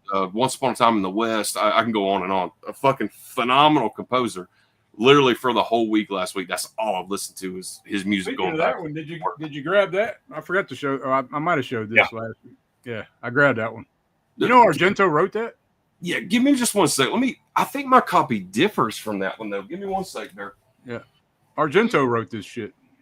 Oh yeah. He was a film critic at the time as well. He wasn't even director. How old is that movie? This is 66, in the 60s. 67 maybe. It's crazy because the cover on it, the artwork makes it look like it's like almost like a recent movie or something. The artwork that they went with, it's weird. Dirk, let me see yours again, right quick, man. Yeah, what the fuck, man? Like mine's. I thought this was the only one. Yeah, whatever. That's mine. Oh, I got this from Orbit, and dude, I fucking paid a lot of fucking money for this thing too, man. Did you? Yeah. Is there a Blu-ray included with yours? It's got like a different region on it or something. Maybe that's the official North American release. Is it the same release? It's a Blu-ray with it. Just yeah. Yeah, I'm just wondering if that's like the North America, because I think this is the Blu-ray. You got the overseas. Region B. This might be the overseas release. Okay, you got. Yeah. It's the same movie. It's the exact same movie. It's just different artwork. They I got this for like $15. Oh, dude, on I fucking paid Amazon $50 for this when it rolled out. $50. Shit. It's just a slipcover. That's all it is. It ain't no fancy rigid keep case. Right, yeah. I had to have it. Right. Fucking, I mean, that's one of the fucking most glorified. Don't get me wrong, that is a good movie, but I don't think it's nowhere close to the. I've never seen it, so I need to check it out. So it's good though, man. It's good. Yeah. Okay. Yeah, Brian says I got the North American. I figured it had to be like an overseas stamp difference or something. Well, man, I guess we're gonna get up out of here. I appreciate y'all coming on again, dude. We're gonna have to figure something else out. I know we got to be on next with Johnny, probably in 2 weeks. If y'all want to just do that then? Yeah, let's do something. Yeah, sounds good, man. Also do something universal where everybody can get in. Not where like you got to buy a fucking $60 release just to get on and shoot the shit. Because man, we ain't never been about that. Fuck that. Yeah, no. I just you know how we roll. The Beyond is my favorite fortune of all time. Yeah. So I think we should do like a just random shit, but always had fun. Like whenever we did like a random, it could be like like a top 5 or like a comparisons kind of video kind of thing. Where like we didn't really touch on it. We talked about it a lot. We're like we'd always hold on to our Blu-rays of like a new 4K that we just kind of drooled and just got in our hands. But we're like, hey, we're gonna hold on to the Blu-ray because it's got this feature on it that's not included. That'd be cool to do something like that. Shed some light on like, hey, don't fucking get rid of all your Blu-rays because I'm kind of going through YouTube very faintly here or more, and the only thing I kind of see is if it's not 4K, you shouldn't own it, and it's garbage. And it's like, whoa, dude, like hold on. I don't subscribe to that shit. Yeah, fucking, man. You tell me right now, fucking like, hey, pick one. There's so many releases I pass on Blu-ray that they got a 4K release, and I'm like, I'm good with the Blu-ray. So look, man, fucking Bron's like, hell yeah, he's down to fucking stream too, man, dude. It's been a hot minute, man. Like, we should do something. Yeah, we got like a bunch of guys in, and have a big, a big one for sure. You got you got the full blown brainiac of all '90s films. There's not one fucking movie that was released in the '90s. Yeah, Brian's seen it all, man. He's seen it all, man. He's seen, yeah. But that's a good idea too, Johnny. Yeah, man. There's so many. I mean, there's a lot of great. There's all sorts of shit we can do. It's like you said, though. It's just kind of getting the gang back together and hanging out and shooting the shit, showing off movies, talking about movies, and not making it such a thing about. I mean, like you said, who cares if it's a 4K or a Blu-ray? Right. I mean, I've got a whole. We're not really about I got a whole shit, spinner rack of just Blu-rays. You know what I mean? Exactly. So it's like I even said, man, like as the years has gone by, man, like everybody's fucking wallets. I'm sure not just mine, but everybody's wallets has kind of been impacted by fucking inflation, tariffs, or just trying to live and feed yourself without starving and try to buy your shit that you like for a hobby. You don't have to buy like a $60, $70 fucking release just to show up to the stream to be like, oh, I gotta come prepared, so I gotta spend a fuck ton of money. Like, nah. We all got shit sitting on these shelves that we ain't even watched yet. So fucking 100%, man. I'm just looking now. My walls up there, fuck.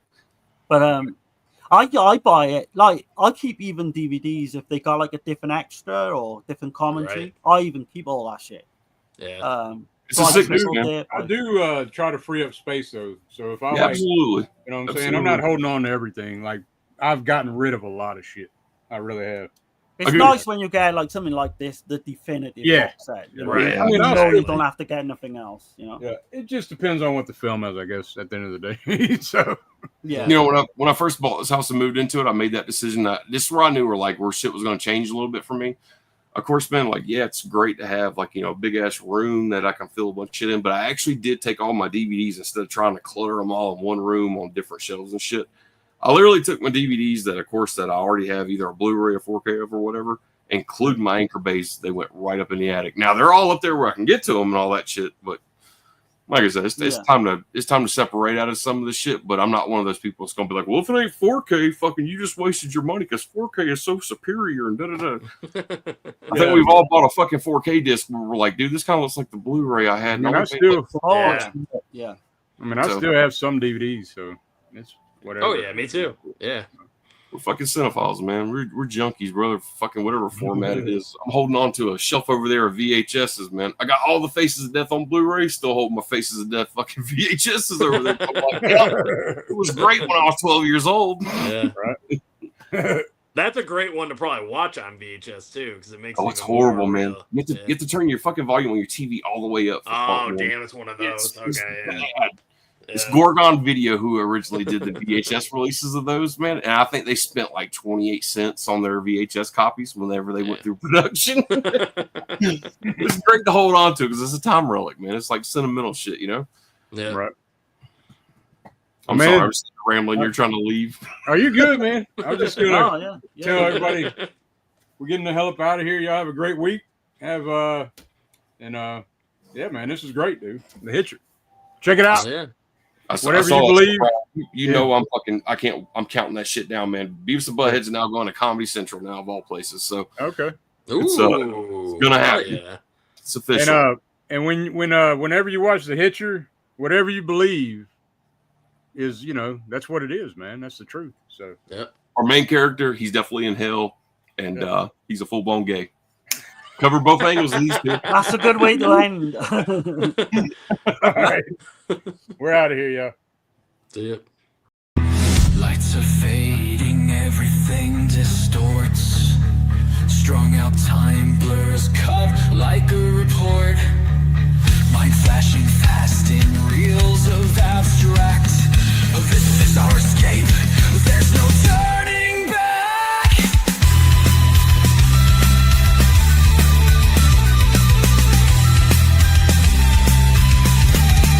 I actually don't need to see visually. What I know is in that film.